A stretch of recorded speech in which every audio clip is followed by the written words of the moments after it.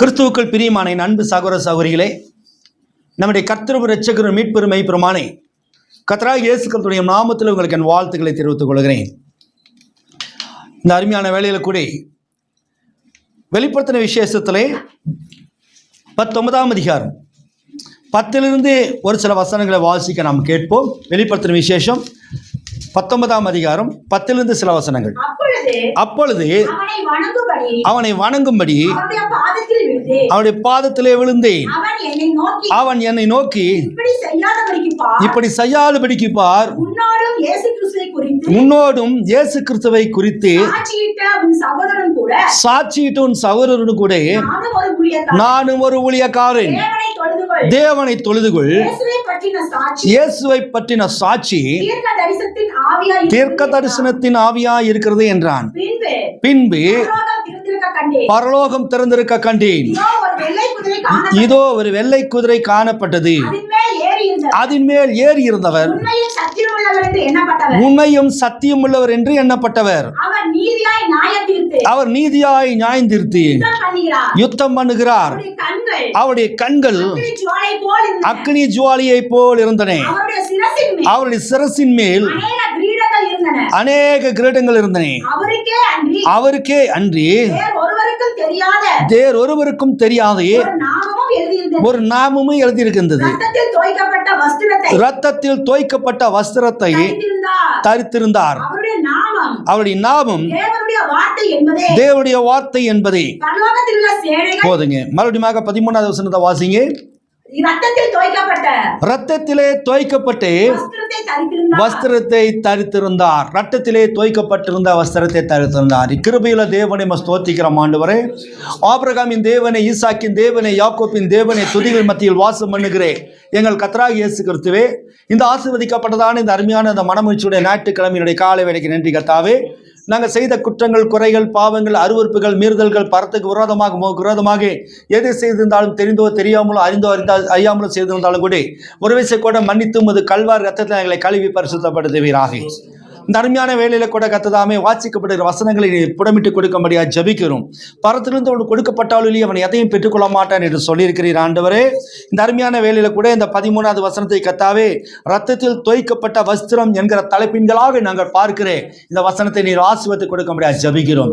நீ திறக்கக்கூடாதபடிக்கு பூட்டுகிறவரும் பூட்டக்கூடாதபடிக்கு திறக்கிற தேவனுமாய் இருக்கிறீர் ஆண்டவரே. வெளிப்பாடுகளை கத்தாவே வெண்கல கதவுகளை உடைத்து இரும்பு தாழ்பாலை முறித்து கத்தாவே அந்த இடத்துல இருக்கிறதானே மறைவான பொக்கிஷங்களை கொடுக்கிற தேவன். இந்த பொக்கிஷத்தை ஆண்டவரே இந்த மண்ணான பாத்திரத்தில் எங்களுக்கு நீர் கொடுக்கும்படியாக உமது கரத்தில் தாழ்த்துகிறோம் ஆண்டவரே. சபையோரையும் கத்தாவே ஆன்லைனில் கேட்டுக்கொண்டிருக்கிற ஒவ்வொரு பிள்ளைகள் மேலும் உமது கிருபை தாபரிப்பதாக. எந்த தடையில்லாதபடிக்கு ஒரு மன நிலையோடு இருந்து கத்தாவே எந்த சரீரம் அழுப்பில்லாதபடிக்கு தேவனுடைய வார்த்தை ருசி பார்க்கும்போது மலையிலே அவர் நம்மோடு பேசின போது நம்முடைய இருதயம் கொழுந்து விட்டு எரியவில்லை இருக்கிற அனுபவத்தை நீர் கொடுக்கும்படியாக உமது கரத்தில் தாழ்த்துகிறோம். தொடர்ந்து வழி நடத்துங்க ஆண்டவரே. எந்த மின்சார தடையும் இல்லாதபடிக்கு குழந்தைகள் அழுகாதபடிக்கு நீர் பார்த்துக் கொள்ளும்படியாக உமது கரத்தில் தாழ்த்துகிறோம். சகல துதிக்கு நம்ம உண்மைக்கு செலுத்துகிறோம். இயேசு கிறிஸ்து நாமத்தில் ஜெபங்கள் எங்கள் ஜீவனுள்ள பிதாவே, ஆமென். நமக்கு அருமை பெரியமானவர்களே,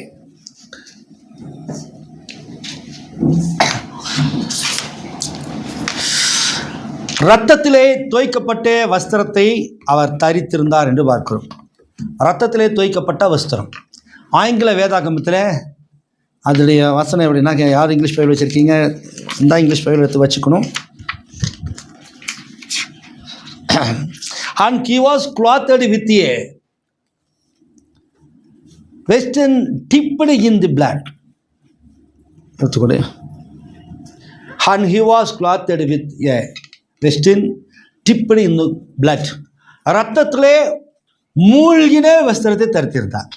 ரத்தத்தில் தோய்க்கப்பட்ட வஸ்திரம்னு தமிழில் இருக்குது. அதாவது ரத்தம் தேய்ச்சிருக்கிறாங்க அப்படிங்கிற மாதிரி. ஆனால் இங்கிலீஷ் பைபிளில் ரத்தத்தில் நிச்சயப்பட்டிருக்குதான். தண்ணியில் எப்படி தண்ணி டிப் பண்ணி எடுக்கிறோமோ அந்த மாதிரி ரத்தத்திலே டிப் பண்ணி எடுத்த வஸ்திரத்தை தரித்திருந்தார். இதுதான் உடைய காரியம். கடந்த சில நாட்களிலே ஒரு ஸ்தாபன அவருடைய செய்தி நான் கேட்டேன். மிக அருமையான ஒரு செய்தியை கொடுத்திருந்தார். ஆனால் அவங்களுக்கு அந்த காலத்தின் வெளிச்சம் இல்லாதபடினாலே அது சுவிசேஷமாக அது நம்ம ஸ்தாபன செய்தி எப்படி நமக்கு தெரியும். ஆனால் அவர் போட்ட சில கண்டென்ட் சில ரொம்ப ஸ்ட்ராங்காக இருந்துச்சு, அது கொஞ்சம் நல்லா இருந்துச்சு வித்தியாசமாக. ஸோ அதை வச்சு தான் நம்ம இந்த செய்தியை தீர்க்கதரிசி செய்தியோடு கூட நம்ம இணைத்து கொண்டு செல்லுகிறோம். இன்னொரு வசனத்தை கூட நம்ம வாசிப்போம். வெளிப்படுத்தின விசேஷம் 5ஆம் அதிகாரம் 1 சில வசனங்களை வாசிப்போம். நம்ம எல்லாருக்கும் தெரிந்த வசனம் தான். அன்றியும் உள்ளும் புறமும் எழுதப்பட்டு 7 முத்திரைகளாலே முத்திரிக்கப்பட்டிருந்தேன் ஒரு புஸ்தகத்தை சிங்காசனத்தில் மேலே வீற்றிருக்கிறவருடைய வலது கரத்திலே கண்டேன். புஸ்தகத்தை திறக்கவும் அதன் முத்திரைகளை உடைக்கவும் பாத்திரவான் யார் என்று மிகுந்த சத்தமிட்டு கூறுகிற பலமுள்ள ஒரு தூதனையும் கண்டேன். வானத்திலாவது பூமியிலாவது பூமியின் கீழாவது ஒருவனும் அந்த புஸ்தகத்தை திறக்கவும் அதை பார்க்கவும் கூடாது இருந்தது. ஒருவனும் அந்த புஸ்தகத்தை திறந்து வாசிக்கவும் அதை பார்க்கவும் பாத்திரவானாக காணப்படாதனாலே நான் மிகவும் அழுதேன்.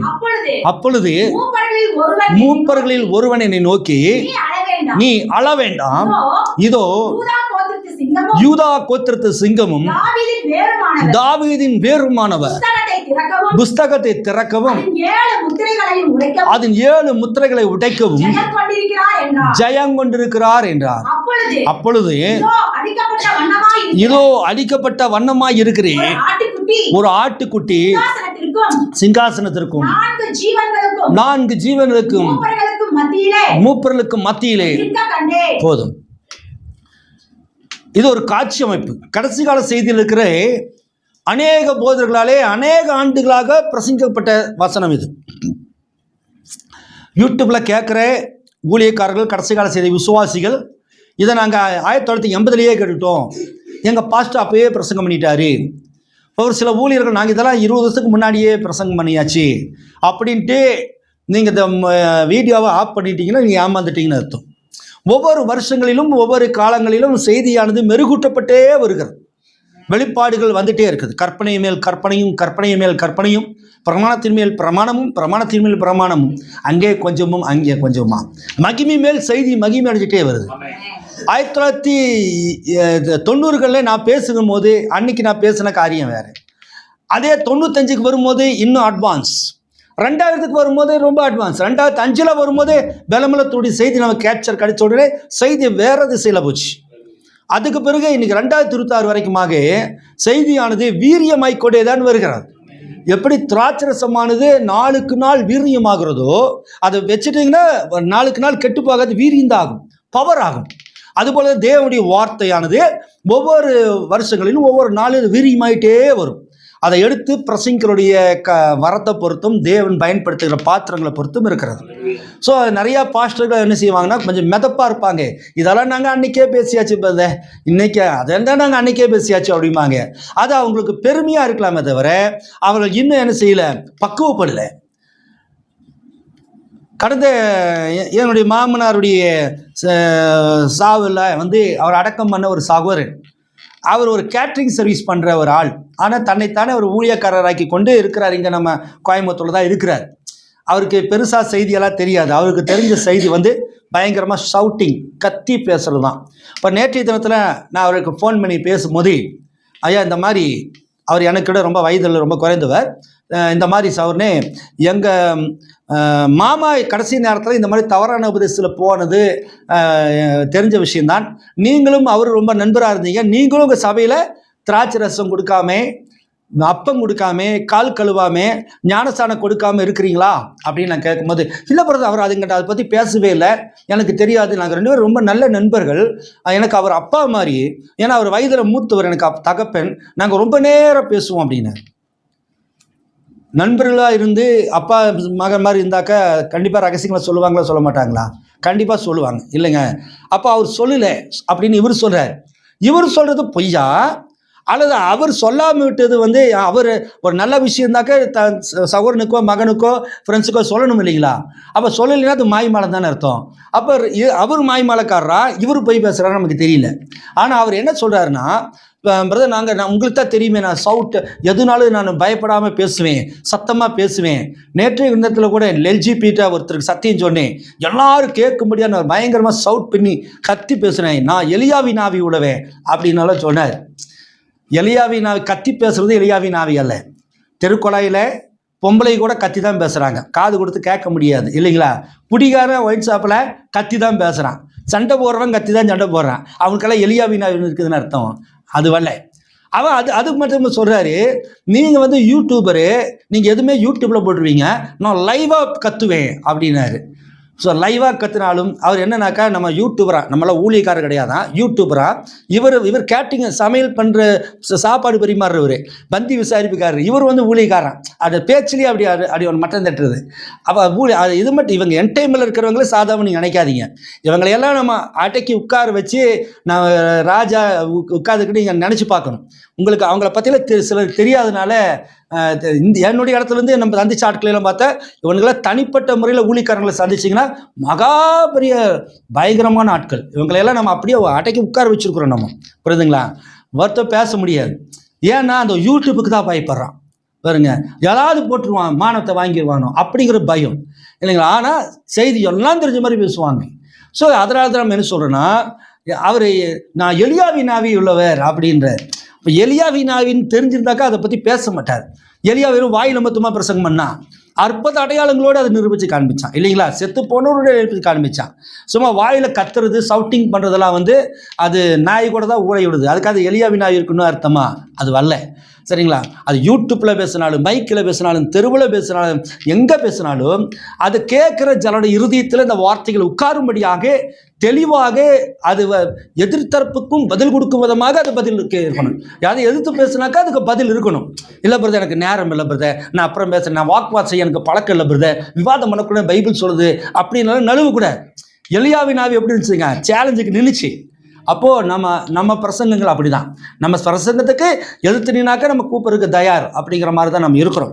சரி, அது இருக்கட்டுங்க. இப்போ எதுக்கு சொல்ல வரேன்னா, நீங்கள் ஒருவேளை இந்த யூடியூப்பு கேட்குற செய்தி கேட்டிங்கன்னா, நீங்கள் இதெல்லாம் எங்களுக்கு தெரியிட்டு நீங்கள் க்ளோஸ் பண்ணிட்டு போயிட்டீங்கன்னா அவ்வளோதான், நீங்கள் நிறையா விஷயங்களை இழந்துருவீங்க. ஆனால் நம்ம சொல்கிறது இதை உண்மைதான். ஏற்கனவே 30 வருஷம் நம்ம இதை பேசியாச்சு. ஆட்டுக்குட்டி, அடிக்கப்பட்ட வண்ணமாக இருக்கிற ஆட்டுக்குட்டி. பிரணாம் கிறிஸ்துக்காரன் சொல்கிறான், பிரணாமே கிறிஸ்து என்று தொழுதுகிற அந்த கள்ள உபதேசக்காரர் என்ன சொல்கிறாங்கன்னா, அடிக்கப்பட்ட ஆட்டுக்குட்டி யாரும்? அடிக்கப்பட்ட ஆட்டுக்குட்டி யாரும்? அடிக்கப்பட்ட ஆட்டுக்குட்டி இயேசு கிறிஸ்து. சிலுவையில் அடிக்கப்பட்ட ஆட்டுக்குட்டி இயேசு கிறிஸ்து முதலாம் சபையின் காலத்தில். ஆனால் 7ஆம் சபையின் காலத்தில் தான் இந்த காட்சி வருது. அவர் அடிக்கப்பட்ட வண்ணமாய், அவர் அடிக்கப்படலை, ஆனால் அடிக்கப்பட்ட மாதிரி, உடம்பு முழுவதும் காயமும் ரத்தமும் சோப்பாக இருக்குது, அடிக்கப்பட்ட வண்ணமாக இருக்கிற ஆட்டுக்குட்டி பிரணாம் அப்படிங்கிறான். அது ஒரு கள்ள உபதேசம் பாருங்க. கேட்கறதுக்கு ரொம்ப சந்தோஷமா இருக்கு. புதுசாக கேட்டால் ஆமாம், அடிக்கப்பட்ட ஆட்டுக்குட்டி இயேசு கிறிஸ்து, அடிக்கப்பட்ட வண்ணமாக இருக்கிற ஆட்டுக்குட்டி பிரணாம் அப்படிங்கிறது கொண்டு வரான். இப்போ இப்படி வெவ்வேறு கருத்துக்கள் கடைசி கால செய்தியில் இருக்குது. ஆனால் நம்ம தீர்க்கதரிசி என்ன சொல்கிறாரோ அதை தான் நம்ம என்ன செய்யணும், கேட்கணும். வாசிங்க, 7 சபையின் காலங்களுக்கும் 7 முத்திரைகளுக்கும் இடையே உள்ள பிளவு அப்படிங்கிற செய்தியில் தீர்க்கதரிசி பேசுகிறாரு. வாசிங்க, 63 பேசுகிற செய்தி. 7 முத்திரைகள் அது இருக்குது. 7 சபையின் காலங்களுக்கும் முத்திரைகளுக்கு இடையே உள்ள பிளவு அப்படிங்கிற செய்தி 291 பேரா. முழு சிருஷ்டியுமே தவித்துக் கொண்டிருந்தது. என்ன செய்ய வேண்டும் என ஒருவரும் அறியாததினால் யோவான் அழுதான். இதோ ஆட்டுக்குட்டியானவர் வருகிறார், அவர் வந்துவிட்டார், மனிதன் விழுந்ததால் அந்த புஸ்தகத்தை இழந்து விட்டான். அது மூல சொந்தக்காரரின் கைகளில் இருந்தது. இனிமேல் எந்த ஒரு மனிதனும் அதை எடுத்து பூமியை மீட்க முடியாது. நான் கூறினபடி மத குருவோ போப்பாண்டவரோ வேறு யாரும் அதை செய்ய முடியாது. மரியாளோ இந்த பரிசுத்தவானோ அல்லது அந்த பரிசுத்தவானோ அல்ல, ஆட்டுக்குட்டியானவர் முன் வந்தார். அடிக்கப்பட்டு ரத்தம் தோய்ந்த ஆட்டுக்குட்டியானவர் முன் வந்து சிங்காசனத்தில் வீற்றிருந்தவரின் வலது கரத்திலிருந்து புஸ்தகத்தை எடுத்துக்கொண்டார். took the book பைபிளில் வந்து அந்த புஸ்தகத்தை வாங்கினார்னு இருக்கும். ஆனால் ஆங்கில பைபிளில் took the book அப்படின்னு இருக்கும். அதாவது எடுத்துக்கொண்டார். பிதாகத்திலிருந்து ஆட்டுக்குடி வாங்கல எடுத்துட்டாராம். அடுத்ததுங்க, இனத்தான் மீட்பர் புஸ்தகம் எடுத்ததை பலிபீடத்தில் உள்ள ஆத்துமாக்களும் தூதர்களும் மூப்பரும் அனைத்தும் கண்டனர். இருந்த போதிலும் அது எதிர்காலத்தில் நடக்க இருக்கும் நிகழ்ச்சியாகும். இன்று அவர் மத்தியஸ்தராய் இருக்கின்றார், ஆனால் அவர் இதை செய்ய வருகிறார். கவனியுங்கள். இப்ப பாருங்க, இந்த வெளிப்படுத்தல் விசேஷம் 5ஆம் அதிகாரத்தில் வந்து அவங்க சொல்லுகிற சில கடைசி கால செய்தி ஊழியர்கள், சில தவறான உபதேசக்காரர் சொல்றது என்னக்கு, ஆட்டுக்குட்டியானவர் ரத்தம் தோய்ந்த அடிக்கப்பட்ட வனமாய் இருக்கிற இந்த ஆட்டுக்குட்டியானவர் வந்து முத்திரைகளை வாங்கி அந்த உடைத்த போது வருகையானது வந்துருச்சு. அது மாற்றம் இல்லை, வந்துருச்சு. அப்போ வருகை வந்த உடனே கிருபையின் காலம் முடிஞ்சிருச்சு. இதுவரைக்கும் 7 சபையின் காலங்களாக பரிந்து பேசி கொண்டிருக்கிற இயேசுவினுடைய ஊழியம் முடிந்து இப்போ எப்படி இருக்கிறாரா? இப்போ நியாயாதிபதியாக இருக்கிறார் அப்படின்றாங்க. ஆனால் தீர்க்கதரிசி சொல்றாரு, என்ன சொல்றாருங்க, அது எதிர்காலத்தில் நடக்க இருக்கும் நிகழ்ச்சியாகும். இன்று அவர் மத்தியஸ்தராக இருக்கிறார். அல்லேலூயா. இன்னைக்கு அவர் எப்படி இருக்கிறாரு? மீடியேட்டரா இருக்கிறாரு. 7ஆம் சபையின் காலம் முடிகின்ற வரைக்கும் கிருபையானது முடியாது. 7ஆம் சபையின் காலத்தில் மனவாட்டி எடுத்துக்கொள்ளப்பட்டதுக்கு பிறகுதான் இதை நம்ம நிறைய செய்திகளை பார்த்தாச்சு இல்லைங்களா? ஆனால் கொஞ்சம் ஸ்கிட்டு தான். இப்போ வருகை வந்தாச்சுன்னு சொல்லுற எத்தனையோ சபைகள் உண்டு என் டைமில். ஆனால் அவங்க எல்லாம் கரெக்டாக ப்ராசஸ் பண்ணுறாங்கன்னு நீங்கள் நினச்சிடாதீங்க. அங்கே போனால் சின்ன சின்ன மாடிஃபிகேஷன் பண்ணுவாங்க. வருகை தானே வந்தாச்சு, அவர் வந்ததுக்கு பிறகு நமக்கு எதுக்கு ராபோஜரோ, அவர் வந்ததுக்கு பிறகு நமக்கு எதுக்கு ஞானஸ்தானோ. எங்கள் மாமனார் கூட எப்படி ஞானஸ்தானம் கொடுப்பாராம்? ஆளை நிற்க வைக்கிறது, அப்படியே உடம்பு முழுது தடவி ஜெபம் பண்ணுறது, அதுதான் ஞானஸ்தானம். தண்ணீரில் அவங்க கொடுக்கறது கிடையாது. மாதம் ராபோஜனை அப்பம் புசித்தல் கால் கழுவுறது கிடையாது. ஐயானாக்கா வந்தாச்சு, வருகை வந்தாச்சு அப்படிங்கிற கான்செப்டில் நம்ம ரேப்சர் ஆகிட்டோம். வருகை வந்தாச்சுன்னா ரேப்சர் ஆயாச்சு, அந்த வந்து முத்திரைகளை உடைச்சிட்டாரே அப்படின்ட்டு. ஆனால் ப்ராப்பர்ட்டை சொல்கிறாரு, அவர் வந்து முத்திரைகளை உடைச்சாலும் கூட என்ன செய்யுது, இன்றும் மத்தியஸ்தர் ஊழியம் நடந்து கொண்டு தான் இருக்கிறது. பாருங்க, இதை அப்படியே மைண்டில் வச்சுக்கோங்க, நம்ம பொருத்துவோம். அடுத்ததாக ஆபிரகாமோடு தேவனுடைய உடன்படிக்கை அப்படிங்கிற செய்தி எடுங்க. 82வது பேரா ஆபிரகாமோடு தேவனுடைய உடன்படிக்கைங்கிற செய்தியில 52வது பேரா 82வது பேரா வாசிங்க. அவன் தாவீதுடைய குமாரனாகி சாலமோனுடைய ஜெபத்திலே நம்பிக்கை கொண்டிருந்தான். தேவன் ஆக்சிஜன் கொள்கலத்தை அல்லது ஏதோ ஒன்றை அங்கே கீழே அனுப்பி அவரை 3 நாட்கள் உயிரோடு பாதுகாத்தார். யோனா அந்த சூழ்நிலையிலும் முடிவில் பின்வாங்கி போனவனாய் மறுத்திருந்த சாலமோனுடைய ஜெபத்தில் விசுவாசம் கொண்டிருக்க கூடுமானால் இன்று இரவு தேவனுடைய வலது பார்சத்தில் தம்முடைய சொந்த ரத்தம் தோய்ந்த வஸ்திரங்களோடு உட்கார்ந்து நம்முடைய அறிக்கையின் பேரில் பரிந்து பேசிக் கொண்டிருக்கும் தாவீதுடைய உண்மையான குமாரனிடத்திலே நாம் எவ்வளவு அதிகமாய் விசுவாசம் கொண்டிருக்க வேண்டும். ஆமென். புரியுதா உங்களுக்கு? இப்ப அவர் என்ன சொல்றாரு? யாரை பத்தி சொல்றாரு? அவரு யாரை பத்தி சொன்னார்? இப்பங்க அவரு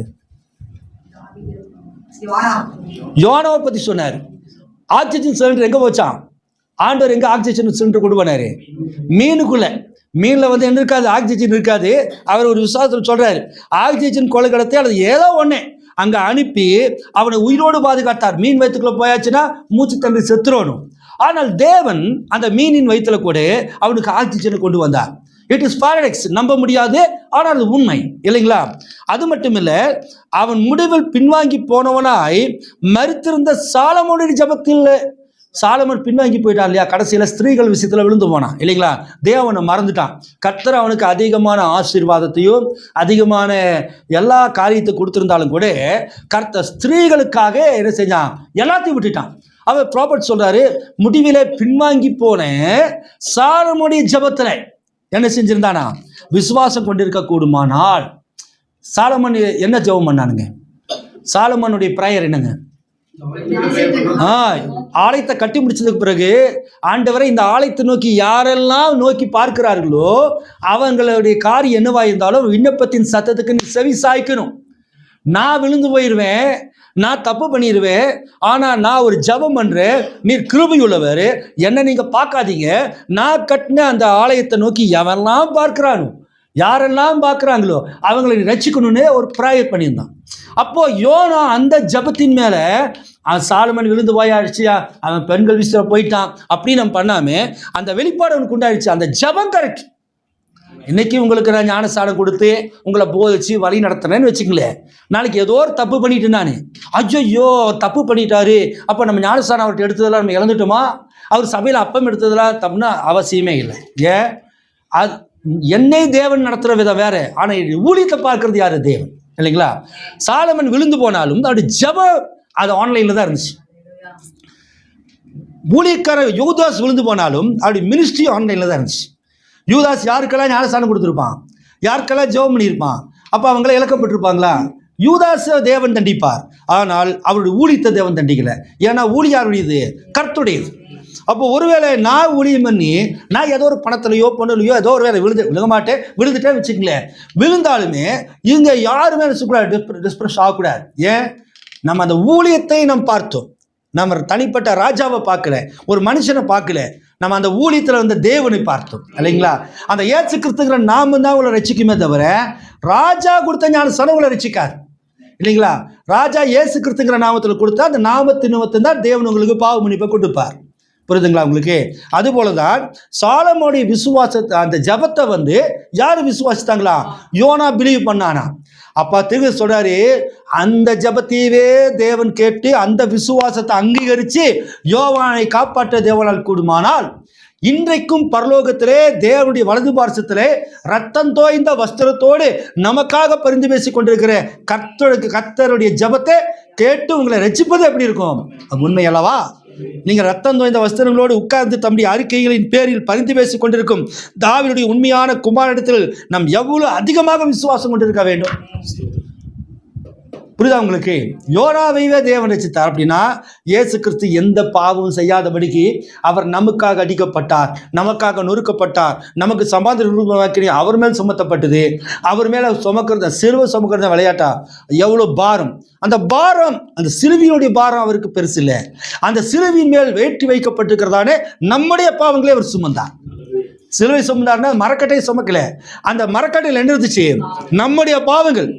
பிறந்தவன் பாவம், ஏற்கனவே பிறந்தவன் பாவம், நாம் பிறக்கக்கூடியவன் பாவம், இன்னைக்கு வரைக்கும் எவனெல்லாம் பிறக்கிறானோ அத்தனையுடைய பாவத்தையும் இயேசு சிலுவையில சுமந்தார்.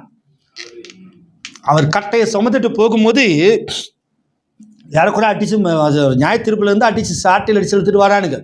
ஏறக்கூடிய 1:39 அடி இல்லைங்களா? அந்த மிலாரில் அடிக்கும் போது அந்த ஒவ்வொரு அந்த மிலாரில் இருக்கிற ஒவ்வொரு கைத்துலையும் எல்லாமே ஆட்டினுடைய எலும்புகளும் மாட்டினுடைய எலும்புகளும் அலுமினிய துண்டுகளும் வச்சு அதை கட்டியிருப்பாங்க. ஒரு அடி அடித்து எடுத்தால் சரீர தோல் பிஞ்சிட்டு வரும். 39 அடிகளும் போது சரீரம் முழுவதுமாகவே ரத்த கலரியாக மாதிரி ஒரு ரத்த அங்கி போட்ட மாதிரி சட்டை அங்கேயெல்லாம் கிழிஞ்சு போச்சு. உடம்பெல்லாம் எப்படி இருக்குது? எல்லாமே ரத்தம் தான், பிளட்டு தான், பிளட்டிஸாக இருக்குது. அதோடு கூட அவரை இழுத்துட்டு வந்து சிலுவையில் இந்த அடிக்கும் போது அடி அதிகமாக தோல் தானே படுங்க, அப்படி அடிச்சு இப்படி இழுப்பாங்க இல்லையா? இழுக்கும் போது தோல் பிஞ்சிட்டு வரும், அப்படியே பிஞ்சிட்டு வரும். இப்போ அது பாரமான 270 பவுண்ட் எடை உள்ளதான அந்த கிராஸை அவர் தோல் அங்கே வைக்கும் போது ஆல்ரெடி அங்கே என்ன இருக்குது? தோல் கிழிஞ்சு இருக்குது. அதை வந்து கரடுமுரடான அந்த கல்வாரி மலையில் அவர் சுமந்துட்டு போகும்போது அது உரசி அவ யாரோரை காப்பாற்ற முடியாது. பக்கத்தில் இருக்கிற பெண்கள்கிட்டையும் ஆண்கள்கிட்ட சொல்லி யார் பட முடியும்? ஏன்னா மிலிட்ரி எல்லாமே ஆர்மி, அவன் சாட்டி அடிச்சுட்டு கூட்டிட்டு ஒரு மாட்டை அடிக்கிற மாதிரி அடிச்சு கூட்டிகிட்டு போகிறாங்க. அந்த மலை மேலே ஏறும்போது 3 முறை வழி தாங்காமல் கீழே விழுகிறார். அந்த விழுகும் போது ஒரு சமயம் அந்த சிலுவையாக அவர் மேலே விழுகுது. புரியுதுங்களா? அப்படின்னா எப்படி இருக்கும் பாருங்க. அந்த சிலுவையை அந்த கேட்டு அடைந்தார். ஏன்னாக்கு நாம் தேவனாகும்படியாக தேவன் பூமிக்கு மனிதனாக வந்தார். இப்போ நம்முடைய பாவத்தை நிவர்த்தி செய்யறதுக்கு கிருபாதார பலி அங்கே வேற யாருமே கிடையாது.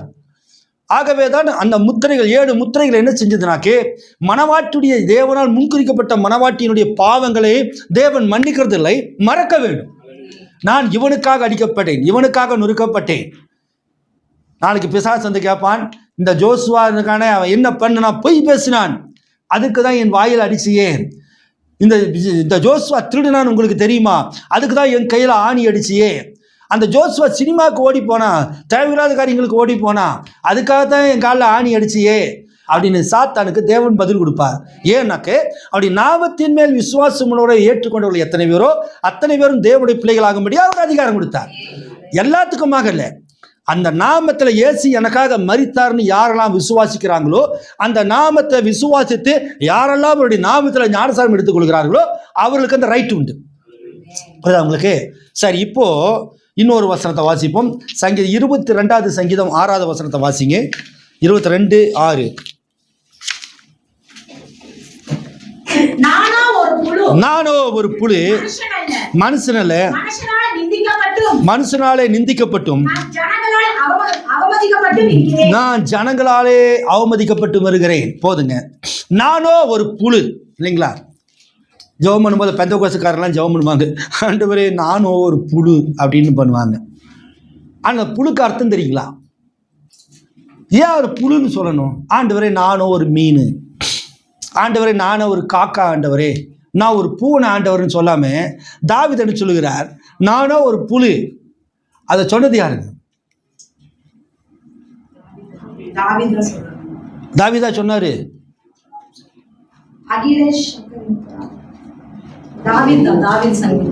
தாவீது தானுங்களா? தாவீதா சொன்னாரு. 22வது சங்கீதம் வாசிங்க, 1ஆம் வசனம் வாசிங்க. 22:1. என் தேவனே என் தேவனே ஏன் என்னை கைவிட்டீர். இது யார் சொன்னதுங்க? இது யார் சொன்னதுங்க? இயேசு கிறிஸ்து சொன்னாரா இல்லைங்களா? அப்ப இயேசு கிறிஸ்து 2000 வருஷத்துக்கு முன்னாடி சிலுவையில பாடுகிற பாடுகளை தாவீது தன்னுடைய வாழ்க்கையிலே அந்த தாவீதுக்குள் இருந்து பேசுறது தான் கிறிஸ்துவின் சத்தம். அது ப்ராஃபெட் சொல்றாரு, அது தாவீதின் சத்தம் அல்ல, அது கிறிஸ்துவின் சத்தம். 3000 ஆண்டுகளுக்கு முன்னதாகவே தாவீதுக்குள் தேவன் இருந்து பாடுவது என் தேவனை ஏன் என்னை கைவிட்டீர், அது உண்மையிலேயே அது இயேசு கிறிஸ்துவின் சத்தம் அப்படின்றார். 22வது சங்கீதம் முழுவதும் வாசித்து பார்த்தீங்கன்னா அது இயேசு கிறிஸ்துக்கு பொருந்தும். நம்ம ஏற்கனவே அதெல்லாம் பேசியிருக்கோம் இல்லைங்களா? ஒரு 2-3 வசனம் வாசிங்க.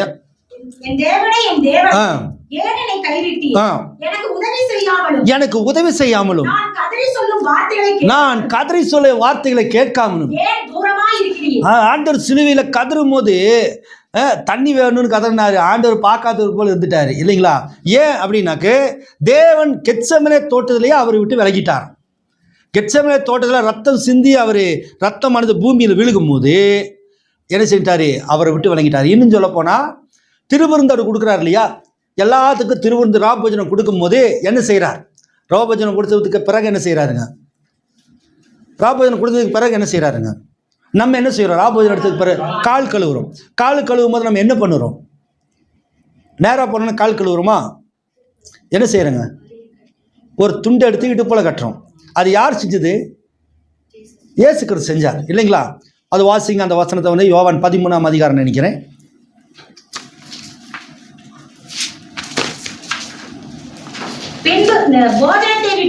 அவர் போஜனத்தை விட்டு எழுந்து வஸ்திரங்களை கழற்றி வைத்து ஒரு சீலை எடுத்து அறையிலே கட்டிக்கொண்டு போதும்.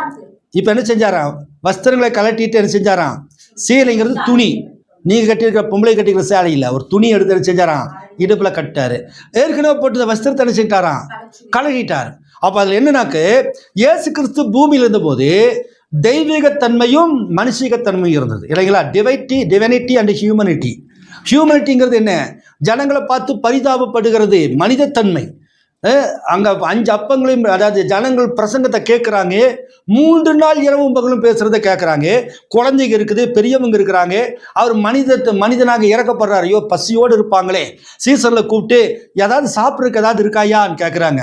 அது வந்து மனிதத்தன்மை. அது வந்து டைட் ஹியூமனிட்டி இல்லைங்களா? மனிதத்தன்மை இருந்துச்சு. ஆனால் அவங்க வந்து இல்லைங்க, ஒரு 5 அப்பம் 2 மீன் ஒரு சின்ன பையன் கொண்டாந்துருக்கிறான், சரி அதை கொண்டு வாங்கப்பா. அதை கொண்டு வரும்போது அதை ஆசீர்வதித்து 5000 பேரை அதை ஃபீட் பண்ணும்போது அவர் இறக்கப்படும் போது மனிதனாக இருந்தார். அதை ஆசீர்வதித்து கொடுக்கும்போது அவர் தேவனாக இருந்தார். அல்லேலூயா.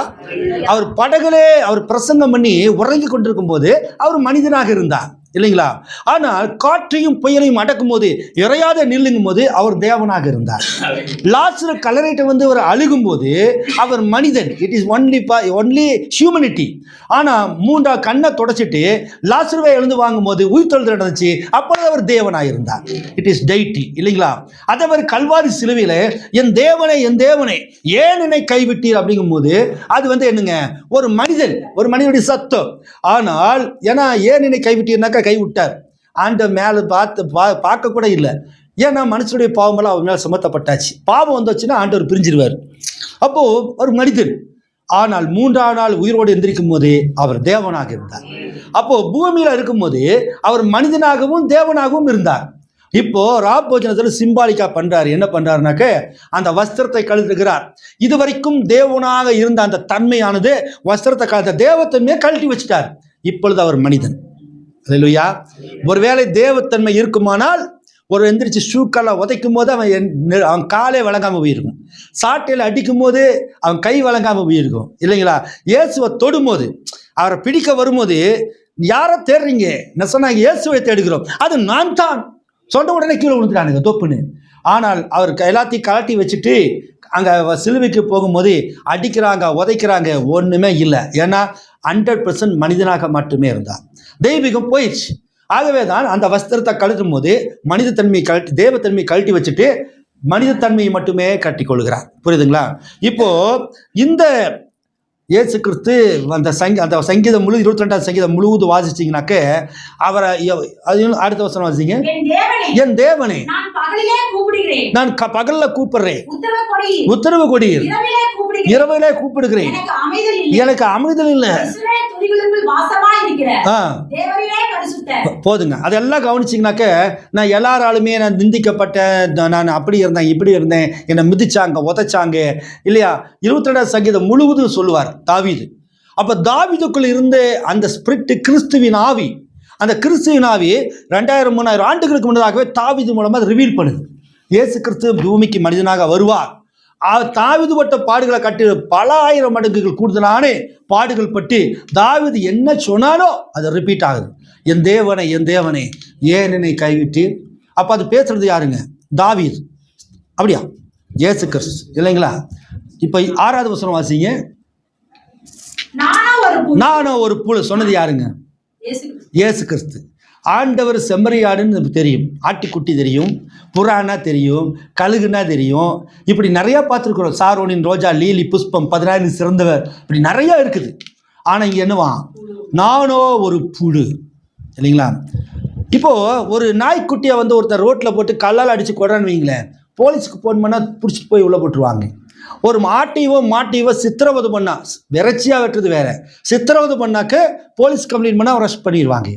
இப்படி மிருகங்கள், அப்படி அனிமல்ஸுக்குன்னு சில ரூல்ஸ் வச்சிருக்கிறான். மிருகவதை சட்டம்னு இருக்குது. அந்த மிருகவதை சட்டத்தின் கீழாக கொடுமைப்படுத்தினாங்கன்னா அவனை பண்ணுவாங்க.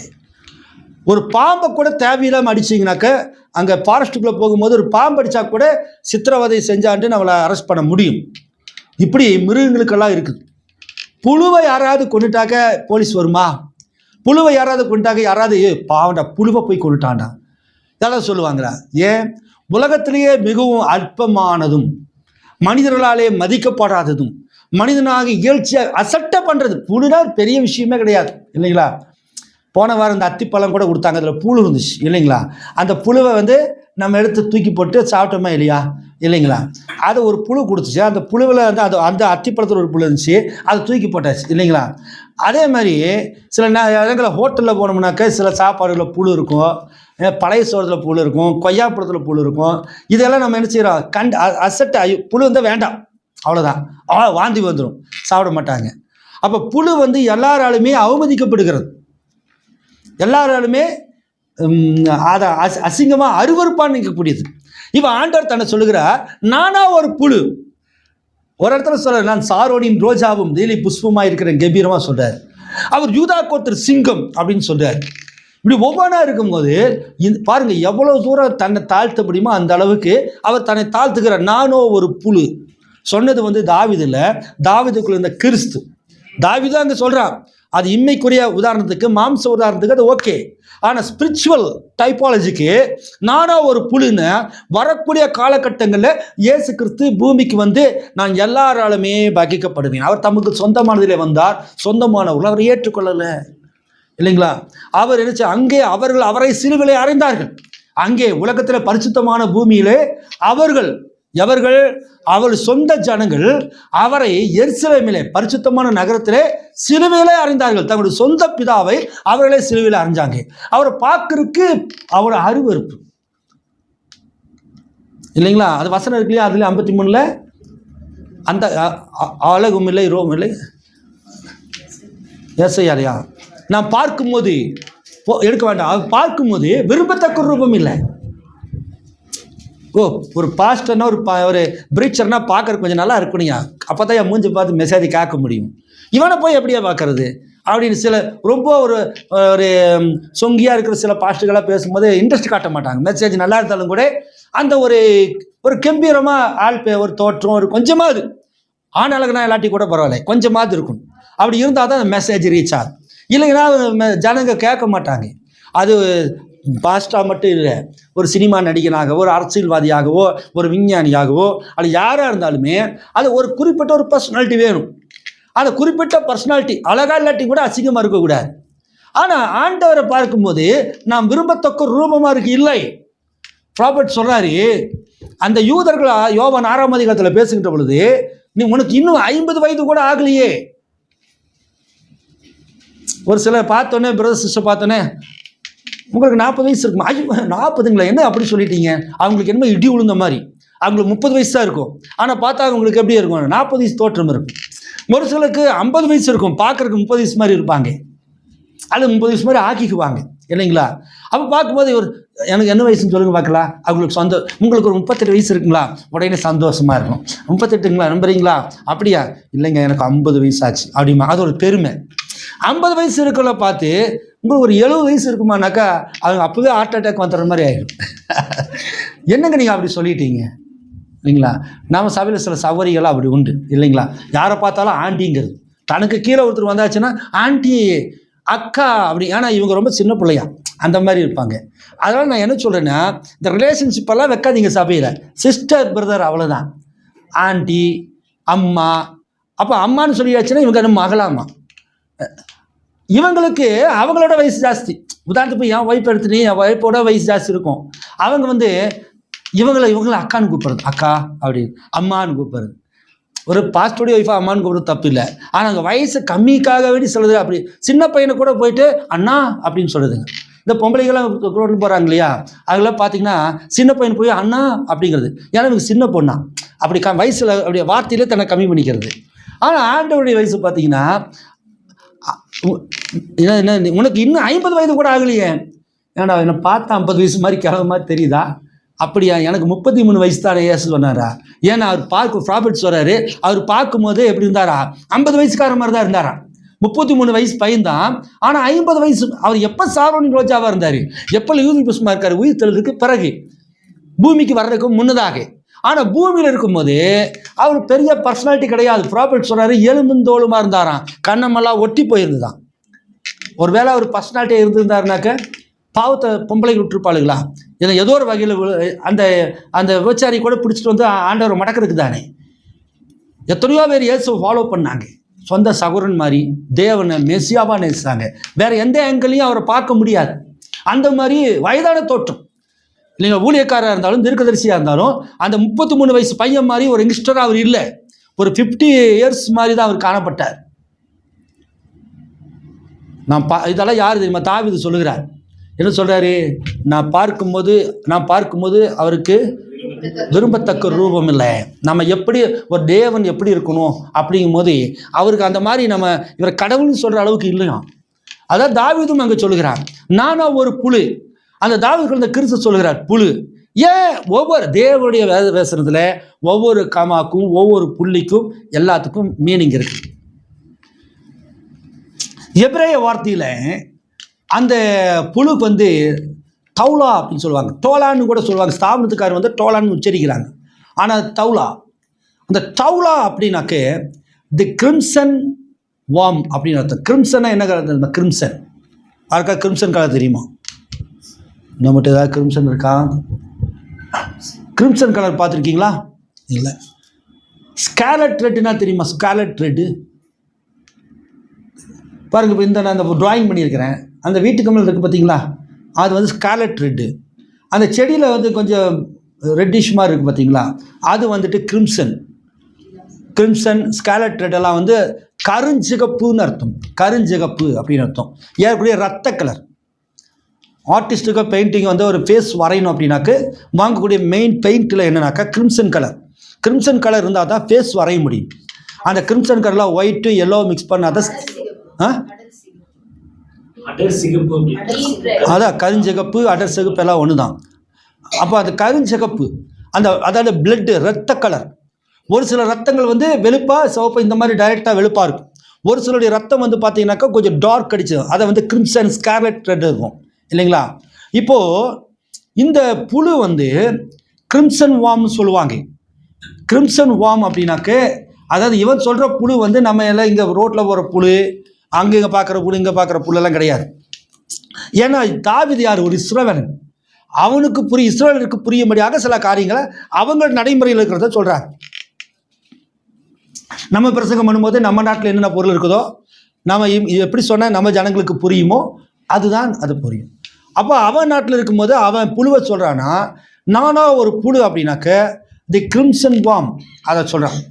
அந்த கிரிம்சன் வார்ம் அது என்ன பண்ணும் அப்படின்னு, அந்த புழு ஏறக்குறைய வந்து பாருங்கள், நம்ம ஒரு விரல் நீளத்துக்கு இருக்கும், இந்த விரல் தண்டிக்கு இருக்கும், இவ்வளோத்துக்கு இருக்கும், ஒரு 5 இன்ச்சு 6 இன்ச்சு இருக்கும்.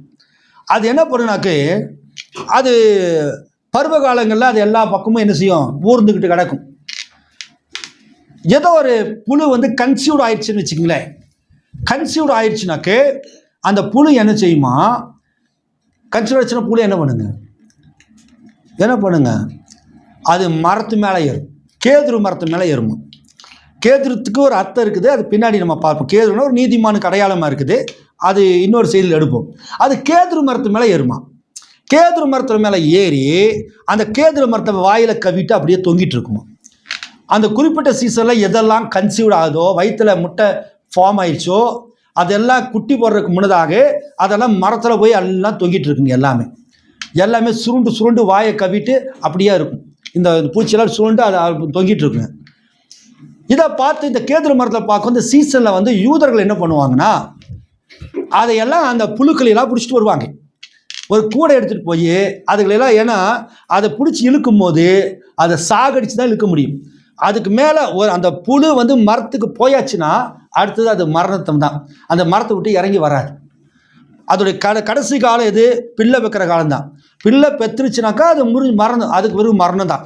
அதுக்கு பிறகு மறுபடியும் அந்த பிள்ளை குட்டிகளோட அது வாழாது. ஏன்னா பிள்ளை பெக்கருக்கு அது எங்கே போகணுமா? குட்டி போடுறதுக்கு மரத்தில் போய் அந்த மரத்தில் அப்படியே தொங்கிட்டு இருக்குமா. அந்த மரப்பட்டை பிடிச்சி கடிச்சிட்டு இருக்குமா. யாராலையுமே அதை எடுக்கவே முடியாது. ஒரு காக்கா வந்து கொத்தினாலும் வேற பறவைகள் வந்து கொத்தினாலும் சாகடிச்சு தான் அந்த புழுவை எடுக்க முடியுமே தவிர அந்த புழு அவ்வளோ சீக்கிரம் என்ன செய்யாது, வராது. அப்போ மனுஷர்கள் என்ன செய்வாங்கன்னா, அதை போய் ஏதோ ஒரு வகையில் வந்து சாகடிச்சு தான் ஒன்றா நசுக்கியோ அல்லது ஏதோ ஒரு நெருப்பை காட்டியோ அல்லது குச்சி வச்சு குத்தியோ அப்படி தான் அந்த கூடையில் சாகரிப்பாங்க. புழுவை போய் எதுக்கு சாகரிக்கிறாங்க? என்னங்க, புழு எதுக்கு சாகரிக்கிறாங்க? ஃப்ரை பண்ணி சாப்பிட்றதுக்கா?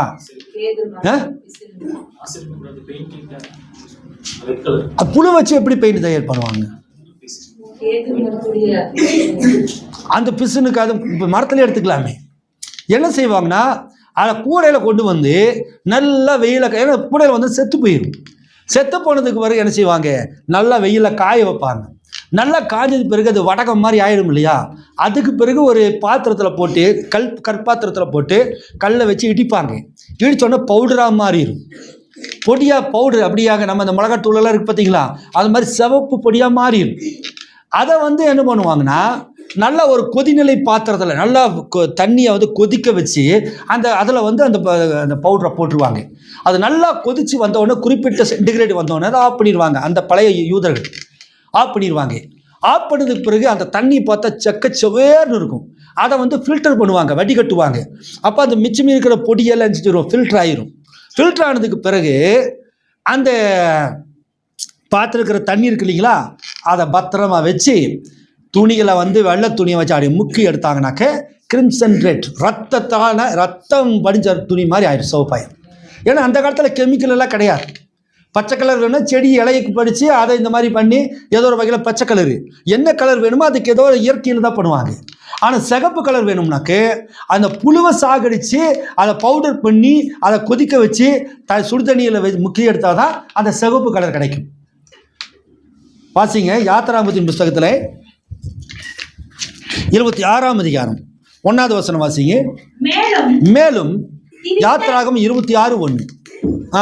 மேலும் திரித்த மெல்லிய பஞ்சு நூலினாலும் இளநீல நூலினாலும் இரத்தாம்பர நூலினாலும் சிவப்பு நூலினாலும் நெய்யப்பட்ட 10 மூடு திரைகளால் வாசஸ்தலத்தை உண்டு பண்ணுவாயாக. ஆட்சிப்பு கூட அர்த்தம் வந்து மூடுறதுக்கு ஒரு மூடு திரை வேணும் இல்லைங்களா? அந்த மூடு திரையில மெயினா இருக்கிற கலர் எதுங்க? இந்த இரத்தாம்பர சிகப்பு, கருஞ்சிகப்பு, சிகப்பு நூல்ல தான் என்ன செய்யணுமா? அதை நெய்யணும் அந்த துணி. ஆண்டவர் சிகப்பு நூலுக்கு எவ்வளோ முக்கியத்துவம் கொடுக்குறாருங்க. ராகா பேசி கூட அந்த அவர்களை காப்பாற்றுறதுக்கு சிகப்பு கயிறு தான் இல்லைங்களா? மஞ்சள் கயிறோ கருப்பு கயிறுலாம் கிடையாது, சிகப்பு கயிறில் தான் அவங்களை காப்பாற்றினார். அதே மாதிரி இங்கே சிகப்பு நூலில் தான் ஆசிர்ப்பு கூட அடுத்த மூடுதரை செய்யறக்கோ அதில் தான் வேணுமா. அது மட்டும் இல்லை, யாத்திராகமத்தின் புஸ்தகம் 35ஆம் அதிகாரம் 23வது வசனத்திலிருந்து 25 வரைக்கும் வாசிங்க. இளநீல நூலையும் இரத்தாம்பர நூலையும் சிவப்பு நூலையும் மெல்லிய பஞ்சு நூலையும் வெள்ளாட்டு மயிரையும் சிவப்பு தீர்ந்த ஆட்டுக்கடா தோலையும் தகசு தோலையும் தங்களிடத்தில் வைத்திருந்த யாவரும் அவைகளை கொண்டு வந்தார்கள். மறுபடியும் வாசிங்க. 25வது. இளநீல நூலையும் இரத்தாம்பர நூலையும் சிகப்பு நூலையும் மெல்லிய பஞ்சு நூலையும். இப்போ இந்த ஆசரிப்பு கூடாரத்தில் வந்து மெயின் அந்த துணி தையருக்கு என்ன தேவையா? சிகப்பு நூல் இல்லைங்களா? இரத்தாம்பர நூல், சிகப்பு நூல் தேவை இல்லைங்களா? அடுத்தாக இப்போ இந்த சிகப்பு நூல் வந்து அவங்க வனாந்தரத்தில் தானே இருந்தாங்க. வனாந்தரத்தில் ட்ராவல் பண்ணாங்க, பயணம் போனாங்க.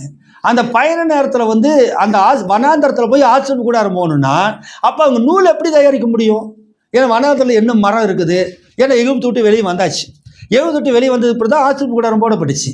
அப்போ அவங்களுக்கு வந்து நூல் தேவை, சிவப்பு நூல் தேவை. சிவப்பு நூல் இருந்தால் தான் சிவப்பு துணி நெய்ய முடியும். அப்போ அந்த துணியை நெய்கிற அந்த தறி தேவை. இப்போ அவங்க என்ன பண்ண முடியும்? என்ன பண்ண முடியுங்க? வனாந்தரத்தில் அந்த புழு வருமா? கேதுரு மரம் இருக்குமா? கண்ணு தூரம் எல்லாம் பாலைவனம் தான், வனாந்தரம் தான், தண்ணியே கிடைக்காது. அப்போ நூல் நெஞ்சு ஆசிரியர் கூடத்தை எப்படி போட முடியும்? வாசிங்க 25வது வருஷம் வாசிங்க. 35ஆம் ஞான இருதயமுள்ள ஸ்திரீகள் எல்லாரும் தங்கள் கைகளினால் நூற்று தாங்கள் நூற்ற இளநீல நூலையும் இரத்தாம்பர நூலையும் சிவப்பு நூலையும் மெல்லிய பஞ்சு நூலையும் கொண்டு வந்தார்கள். எந்த ஸ்திரீனுடைய இருதயம் ஞான எழுப்புதல் அடைந்ததோ அவர்கள் எல்லாரும் வெள்ளாட்டு மயிரை பிரித்தார்கள்.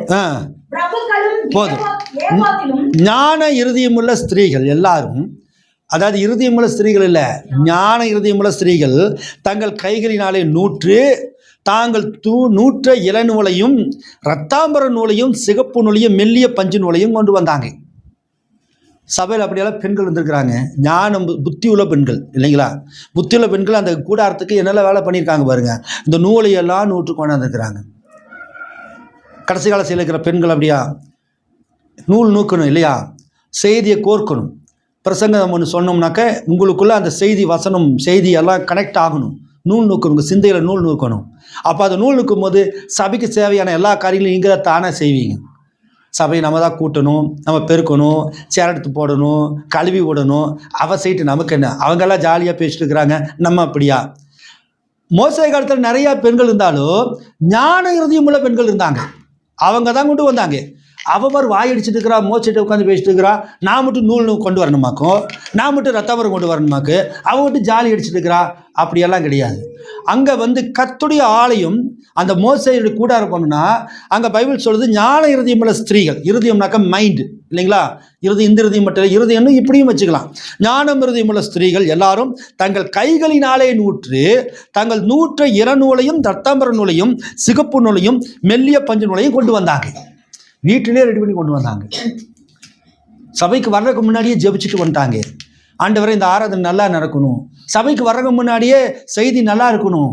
செய்தி நம்ம சொல்லும் போதே அந்த வார்த்தைக்கு வார்த்தை கோத்துடணும், உங்கள் மைண்டில் வந்துடணும், செய்தி பிக்சர் வந்துடணும். பிரசங்கம் முடிச்சோடனே இதை விட்டுட்டாரு, இப்படி சேர்த்தோம்னா நல்லா இருந்திருக்கும், இது கரெக்டு, போன பிரசங்கத்துக்கு மேட்ச் ஆகுது, திருக்கதரிசி சொல்கிறாரு. அந்த ஞான இறுதி நமக்கு மனவாட்டிக்கு அது உருவாகும். பிரைடு மனவாட்டிக்கு மட்டும்தான். அப்போ அன்னைக்கு இருக்கிற அந்த ஞான இறுதி உள்ளவங்க அதை கொண்டு வராங்க இல்லைங்களா? ஏன் அப்படின்னாக்க வாசிங்க யாத்ராமத்தில் 12ஆம் அதிகாரம் 35வது வசனம் வாசிங்க. இப்போ அந்த நூல் வேணும் அப்படின்னாக்க வீட்டில் வாசிக்கிறதுக்கு முன்னாடி சொல்லி நூல் வேணும்னாக்கா அப்புறம் அதுக்கு அந்த ட்ரெஸ்ஸு நெய்னாக்க என்ன வேணுங்க? அதுக்கு அந்த எங்கே அது ஏதோ வாங்குறதுக்கு இடம் வேணும், எங்கேயாவது போய் கடையில் வாங்கணும். அநார்த்தத்தில் அதெல்லாம் கிடையாது. நீங்கள் போங்க செல்வசிங்கல் போய் வாங்கிட்டு வாங்க, அங்கே போங்க, புருஷங்கள் போய் தண்டமாக தானே உட்காந்துருக்கீங்க, போய் எனக்கு ஒரு நூல் கட்டு வாங்கிட்டு வந்து கொடுக்க தெரியாது, ஒரு ஊசி வாங்க தெரியாது, வர்ற வழியில் அதை வாங்கிட்டு வர தெரியாது, அப்படியெல்லாம் திட்டல. அவங்க மோசே ஒரு காரியத்தை சொல்றார். யாத்திராகமம் 12ஆம் அதிகாரம் 35வது வசனம். மோசே சொல்லியிருந்தபடி இஸ்ரவேல் ஜனங்கள் எகிப்தியரிடத்திலே வெள்ளி உடைமைகளையும் பொன்னுடைமைகளையும் வஸ்திரங்களையும் கேட்டாங்க. அங்கிருந்து வரும்போதே வெள்ளி உடைமை, பொன்னுடைமை, வஸ்திரம், ரெட்ல துணியை தைச்சது எல்லாம் எடுத்துட்டு வந்துட்டாங்க. யாருக்கு சௌகரியம், புரியுதுங்களா? அங்கிருந்து புறப்பட்டு வரும்போதே ஃப்ரிட்ஜ் எடுத்தாச்சு, வாஷிங் மிஷின் எடுத்தாச்சு, எல்லாம் வீடு காலி பண்ணும்போது எடுத்தாச்சு. ஆனால் பைபிளையும் செய்தி புக்கும் வெயிட்டுன்னு விட்டுட்டு வந்துட்டாங்க. அப்படியா? அவங்க முதல்ல எடுத்ததே ஒரு என் டைமில் இருக்கிறவங்க முதல்ல வீட்டை காலி பண்ண முதல்ல செய்தி புஸ்தகங்களையும் பைபிளையும் தான் எடுத்து வைப்பாங்க. அதுக்கு பிறகு தான் பாத்திர பண்டங்கள்லாம் தூக்கி போட்டு வர்றதெல்லாம். ஆனால் நிறைய பேர் என்ன செய்வாங்க, செய்தி புஸ்தகம் இதை எதுக்கு வெயிட்டு, நம்மகிட்ட தான் இருக்குது, தூக்கி கடைக்காரனுக்கு போட்டு பைபிளையே மறந்துடுவாங்க. என் மாமனார் அடக்கம் பண்ணும்போது பெட்டிக்குள்ளே புக்கை வச்சு அடக்கம் பண்ணிட்டாங்க. ஏன்னா அவர் அந்த கடைசியாக அந்த புக்கு படிச்சுட்டு இருந்தாராம். அந்த பெட்டிக்குள்ளே அவர் நெஞ்சு மேலே புக்கை வச்சு அடக்கம் பண்ணிட்டாங்க. அதாவது அவ்வளோ ஒரு அறிவாளிகளாக இருக்கிறாங்க இல்லைங்களா? தற்குறி கூட்டம்னு சொல்லுவாங்க இல்லைங்களா? அது பெட்டிக்குள்ளே வைக்கல என்னையா இருக்குது, அந்த செய்தி அவருக்குள்ளே இருக்கணும் இல்லைங்களா? பெட்டியில் வச்சுட்டாக்கா அவர் உன்னை ராப்சர் வந்து போயிடுமா? முடியாது. அப்படி போய் அடக்கம் பண்ணலாமா? அது மண்ணுக்குள்ளே போட்டு அதுவாக இதை மண்ணில் விழுகிறது வேறு, நம்ம போய் இதை பண்ணலாமா? பண்ணக்கூடாது. அந்த மாதிரி பண்ணுறாங்க. அப்போ இவங்க அங்கேருந்து வரும்போதே, எகிப்திலேருந்து வரும்போதே இதையெல்லாம் கொண்டு வந்துட்டாங்க. நீங்கள் ஸ்தாபனங்கள்ந்து வரும்போதே பைபிள் ரீடிங்கு, பைபிள் மெசேஜ் உங்களுக்கு தெரிஞ்சாதான் இங்கே உங்களுக்கு செய்தி புரியும். அங்கேருந்து வரும்போதே மக்கு பண்டாரமாக வந்தாச்சுன்னா பைபிளும் தெரியாது. புதிய ஏற்பாட்டில் சொன்னால் பழைய ஏற்பாட்டில் தர்றது, பழைய ஏற்பாட்டில் சொன்னால் புதிய ஏற்பாட்டில் தர்றது, வெளிப்படுத்தின விஷயத்தில் ஆதி ஆகமத்தில் தர்றது, ஆதி ஆகமத்துலேருந்து புதிய ஏற்பாட்டில் தர்றது, அப்படியெல்லாம் இல்லை. இவங்க எகிப்திலேருந்து டினாமினேஷனை விட்டு அவங்க வனாந்தரத்துக்கு வரும்போதே, எகிப்திலேருந்து என்டைமுக்கு வரும்போதே ஆல்ரெடி அவங்க பைபிள் நாலேஜ் அவங்களுக்கு இருந்துச்சு. ஆல்ரெடி அவங்க மெசேஜில் தான் இருந்தாங்க, நல்லா பாடினாங்க. அங்கே நீங்கள் பெந்தோஸ்த சபையிலையும் நீங்கள் கத்தோலிக்க சபையிலையும் சிஎஸ் சபையிலையும் நல்லா வாய்களை திறந்து பாடி பிரசங்கம் பண்ணும்போது உற்சாகத்தோடு இருந்தீங்கன்னா தான் இங்கே உங்களுக்கு அது செல்லுபடியாகும். நீங்கள் வரும்போதே மக்குகளாக வந்தால் இங்கே ஒன்றும் பண்ண முடியாது. மோசே என்னதான் திறமசாலியாக இருந்தாலும் அப்போது சில பெண்கள் தான் ஞான இறுதியம் உள்ளவங்க தான் அப்படி இருந்தாங்க. அங்கேருந்து வரும்போதே நல்லா பாடுகிற டேலண்ட், அங்கேருந்து வரும்போதே வசனங்கள் நல்லா வசனம், வரும்போதே வசன பகுதிகள்லாம் சிபிஎம்காரன் பெந்தோஸ்தக்காரன் சொல்லிக் கொடுப்பான். அதெல்லாம் ஆபிரகாமை பற்றி கதை சொல்லிக் கொடுப்பான், யோனாவை பற்றி சொல்லிக் கொடுப்பான், சிம்சோனை பற்றி சொல்லிக் கொடுப்பான். வெளிப்பாடு தான் தெரியாது. அப்போ அவங்க எகிப்தில் இருக்கும்போதே, டினாமினேஷன் இருக்கும்போதே உங்களுக்கு அந்த நாலேஜ் இருந்தால் தான் என் டைமில் வரும்போது நம்ம பிரசங்கம் பண்ணுற அந்த செய்தியானது உங்களுக்கு ஈஸியாக வழங்கும். புரியுதா உங்களுக்கு? பாருங்க, அடுத்ததாக யாத்ராமத்தில் வாசிங்க 23வது வருஷம் வாசிங்களா? 35-23. ஆமாம்.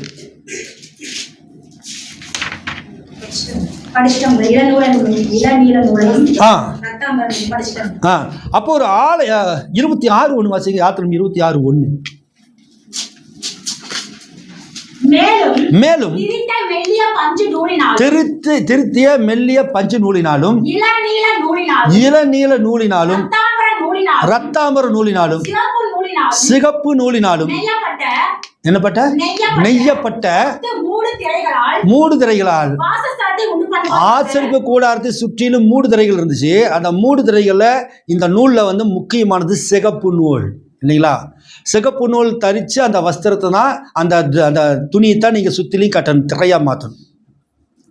அதில் ஒரு காரியம் என்னென்னா, அந்த யூதர்கள் தயாரிக்கப்பட்டதான அந்த கிளாத்து, அந்த துணி, இப்போ நம்ம கிளாத் ஏதாவது துணியை உருவுனாக்கா எல்லாம் பாதி பிஞ்சு வரும். ஆனால் அவங்களுக்கு உருவணும்னாக்க தனியாக நூலாக வந்துடும். ஒருத்தர் ஸ்வெட்ரு பண்ணியிருந்தாங்கன்னா அந்த சொட்டரை வந்து அங்கே எகிப்திலேருந்து அவங்க கொண்டு வரும்போது ஸ்வெட்டராக கொண்டு வருவாங்க, ஒரு அங்கியாக கொண்டு வருவாங்க, அல்லது மேல் சாலாக கொண்டு வருவாங்க. இங்கே எகிப்தில் வரும்போது ஆச்சரிப்பு கூடாரத்துக்கு என்ன தேவைங்கிறது அதை முதல்ல அப்படியே நூலாக இழுத்து சுற்றிடுவாங்க. அந்த வஸ்திரத்தை என்ன செய்வாங்க, அப்படியே இழுத்து இழுத்து இழுத்து அதை நூலாக்கிடுவாங்க. நூலாக்கிட்டு எப்படி நீளம் ஆகலாம் அதுக்கு தகுந்த மாதிரி மறுபடியும் நெய்வாங்க. புரியுதா உங்களுக்கு? இப்போ நம்ம அப்படி செய்ய முடியுமா? ஒரு சட்டை ரெடிமேடில் வாங்கியாச்சு, நமக்கு வேற ஒரு சட்டையாக மாட்டணும், இதை நூலை தனித்தனியாக எடுக்க முடியுமா? முடியாது, பிஞ்சு பிஞ்சு போயிடும். ஆனால் அவங்க செய்கிற அது இது அப்படி இல்லை. அவங்க அப்படியே நூலை இழுத்தாங்கன்னா நூல் வந்துக்கிட்டே இருக்கும், அப்படியே குச்சியில் வச்சு சுற்றிட்டே இருப்பாங்க.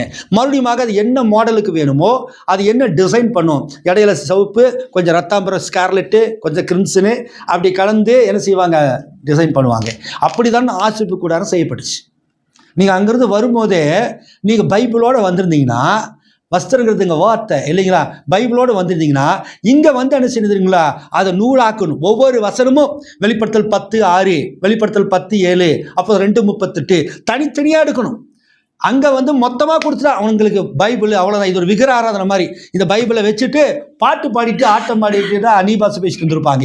ஆனால் இங்கே வரும்போது நம்ம அப்படியாக என்ன செய்யணும், ஒவ்வொன்றா ரிலீஸ் பண்ணி ஒவ்வொரு டிசைன், இன்னைக்கு இந்த செய்தி 7ஆம் தூதனுடைய செய்தி, எலியாவின் ஆவி, ஞானஸ்தானம், 7 முத்திரைகள், 7 சபை காலங்கள், அப்படியாக என்னென்ன தேவன் உங்களுக்கு கொடுக்க விரும்புகிற ட்ரெஸ்ஸை நீங்கள் அந்த நூலால் உண்டு பண்ணணும். புரியுதா உங்களுக்கு? அப்போ அந்த நூலை தனியாக எடுத்துக்கலாம். அப்போது நானோ ஒரு புழுன்னு ஆண்டவர் சொன்னார். ஏன் சொன்னார் தெரியுமா? அந்த நூலில் இந்த புழு இருந்துச்சுங்க, சிவப்பு வர்ணம் இருந்துச்சு இல்லைங்களா. தேவன் எத்தனையோ காரியங்களில் இந்த சிவப்பு வர்ணத்தை தான் முக்கியப்படுத்தினார். பழைய ஏற்பாட்டில் சிவப்பு வர்ணம் ரொம்ப முக்கியமானது. எதுக்கு சிவப்பு வர்ணம்? அது ரத்தத்துக்கு அடையாளமாக இருக்கிறது. ஏன் ரத்தத்துக்கு அடையாளம்? ஏன் அடையாளப்படுத்தணும்? மனுஷனுடைய பாவமானது ரத்த சம்பந்தமானது இல்லைங்களா. அவர்கள் ஆதாமும் ஏவாளும் அவர்கள் பழம் சாப்பிடல, ரத்த சம்பந்தமான பாவத்தை செஞ்சபடினாலே ரத்தத்துக்கு ரத்தம் தான் நிவாரணம் இல்லைங்களா. கண்ணுக்கு கண், பல்லுக்கு பல், ரத்தத்துக்கு ரத்தம். அப்போ ரத்தத்தினால பாவம் உண்டானபடினாலே ரத்தத்தினால நிவர்த்தி ஆகணும். ஆகவே பழைய ஏற்பாட்டில் இருந்து சிவப்பு வர்ணத்தை தேவன் செய்கிறார், கொண்டு வரார். ராகா பேசிட்டு வரும்போது அங்கே சிவப்பு நூல். ஆடு பலி செலுத்தப்படும் போதே சிவப்பு ரத்தம், காளை பலி செலுத்தப்படும் போது சிவப்பு ரத்தம் இல்லைங்களா. பைபிளில் வந்து நீங்கள் ஆதி ஆகமத்திலிருந்து வெளிப்படுத்தின விசேஷம் வரைக்குமாக ஒரு ரெட் கலர் ஸ்கெட்ச் எடுத்துக்கோங்க, ஒரு பேனை எடுத்துக்கோங்க. ரத்த சம்பந்தமான வார்த்தைகளை எல்லாம் அண்டர்லைன் பண்ணிகிட்டே வந்தால் ஏறக்கூடிய பைபிள் முழுவதுமாகவே சிவப்பாக மாறிடும். கொஞ்சம் கொஞ்சம் தான் வெள்ளை இருக்கும், மற்றது எல்லாமே சிவப்பாக மாறிடும். ரத்தம் அதை அண்டர்லைன் பண்ணிக்கோங்க. ஆடு ரத்தம் பண்ணிக்கோங்க, அது ரத்தம் இருக்கு இல்லையா. காளை அது சிலுவை. இப்படியாக ஆதியாகமத்தில் வெளிப்படுத்தின விசேஷம் வரைக்கும் நீங்கள் அண்டர்லைன் சிவப்பு ரத்தம் எதுக்கெல்லாம் ரிலேட்டிவாக இருக்குதோ அதையெல்லாம் அண்டர்லைன் பண்ணிட்டு வந்துட்டீங்கன்னா பைபிள் என்ன ஆயிரும், சிவப்பாக மாறிடும். அந்த சிவப்பு வர்ணத்தில் பைபிளை முக்கிய எடுத்தால் எப்படி இருக்கும், அந்த மாதிரி மாறிடும். ஏன்? அது வரக்கூடிய காரியங்களுக்கு அது முன் அடையாளமாக இருந்தது. பழைய ஏற்பாட்டின் காரியங்கள் புதிய ஏற்பாட்டுக்கு நிழல் இல்லைங்களா. புதிய ஏற்பாடு நெஜம், அது நிழல். ஆடு பலியிடப்பட்ட போது அது ரத்தமானது, அது ஒரு அடையாளமாக இருந்துச்சு சிவப்பு வர்ணம். ஏன் அந்த சிவப்பு வர்ணம்? இன்னொன்று தெரிஞ்சுக்கங்க, இந்த ரத்தத்தை வந்து சாத்தான் கொண்டு வந்து ரத்தத்தில் தான் கரப்ஷன் கொடுத்தான். ஆனால் தேவன் ரெடப்ஷனே அதில் தான் ரெமெடி பண்ணுறார். ரத்தத்தில் தான்.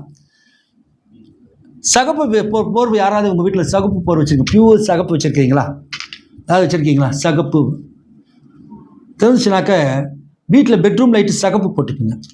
அந்த சிவப்பு லைட்டை போட்டுட்டு சிகப்பு போர்வை பாருங்கள், என்ன கலராக தெரியும்? அந்த சிவப்பு இந்த சிவப்பு சேர்ந்து ரெண்டு நல்லா சிவப்பாக தெரியுமா? ஒயிட்டாக தெரியும் இல்லைங்களா. ரெட் லைட்டில் வந்து ரெட் கலரை பார்த்தாக்கா பியூர் ஒயிட்டாக இருக்கும் இல்லைங்களா. வாசிங்க ஏசாயா 1ஆம் அதிகாரம் 18வது வசனம் வாசிங்க. ஏசாயா 1:18.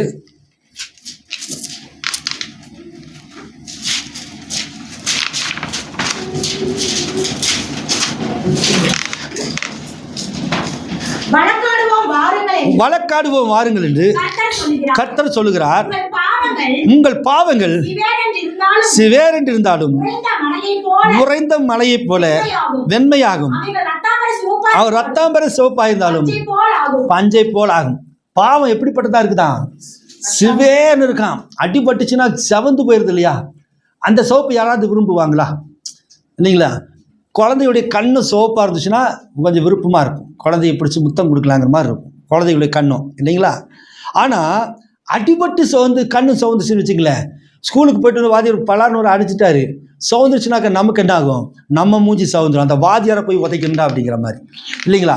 அப்போ அந்த காயம் வரும்போது அந்த சீல் பிடிச்சி அந்த புண்ணு எப்படி இருக்குதா, உங்கள் சிவேர் என்று இருந்தாலும். அப்போ ஒரு மனுஷனுக்கு பாவம் வரும்போது கர்த்தருடைய பார்வையில் அது எப்படி இருக்கிறதா, சிவேர் என்று காயம், சரீரம் முழுந்து செவந்து காணப்படுதான். என்ன அடி வாங்கியிருக்கிறான் பஸ்ஸில். ஒருவேளை ஐயோ அந்த சோப்பை ரசிக்க மாட்டோம் இல்லைங்களா? அதுபோல தான் பாவமானது அவ்வளோ பயங்கரம், அதை ரசிக்கக்கூடியதில்லை. அதை ஆண்டவர் சொல்றாரு, உங்கள் பாவம் சிவேர் என்று இருந்தாலும் உறைந்த மலையை போல வெண்மையாகும். ஏன்னா அந்த சிவப்பு காயத்துக்கு தேவன் ஒரு மருந்தை வச்சிருக்காரு, அதுதான் சிவப்பு ரத்தம். அல்லேலூயா. அப்போ சிவப்புல பார்க்கும்போது அது உறைந்த மலையை போல இருக்கும். ஒரு ரெட் லைட்டை வச்சு சிவப்பு லைட்டை ஒரு சிவப்பு கலரை பார்த்தீங்கன்னாக்க அது வெள்ளையாக தெரிகிற மாதிரி இயேசு கிறிஸ்து என்கிற அந்த வெளிச்சம், நானே உலகத்தின் ஒளியாக இருக்கிறேன், I am the light of the world, உலகத்திற்கு நான் வெளிச்சமாக இருக்கிறேன். ஏன்னா அந்த சிவப்பு வர்ணம் கொண்டவர்.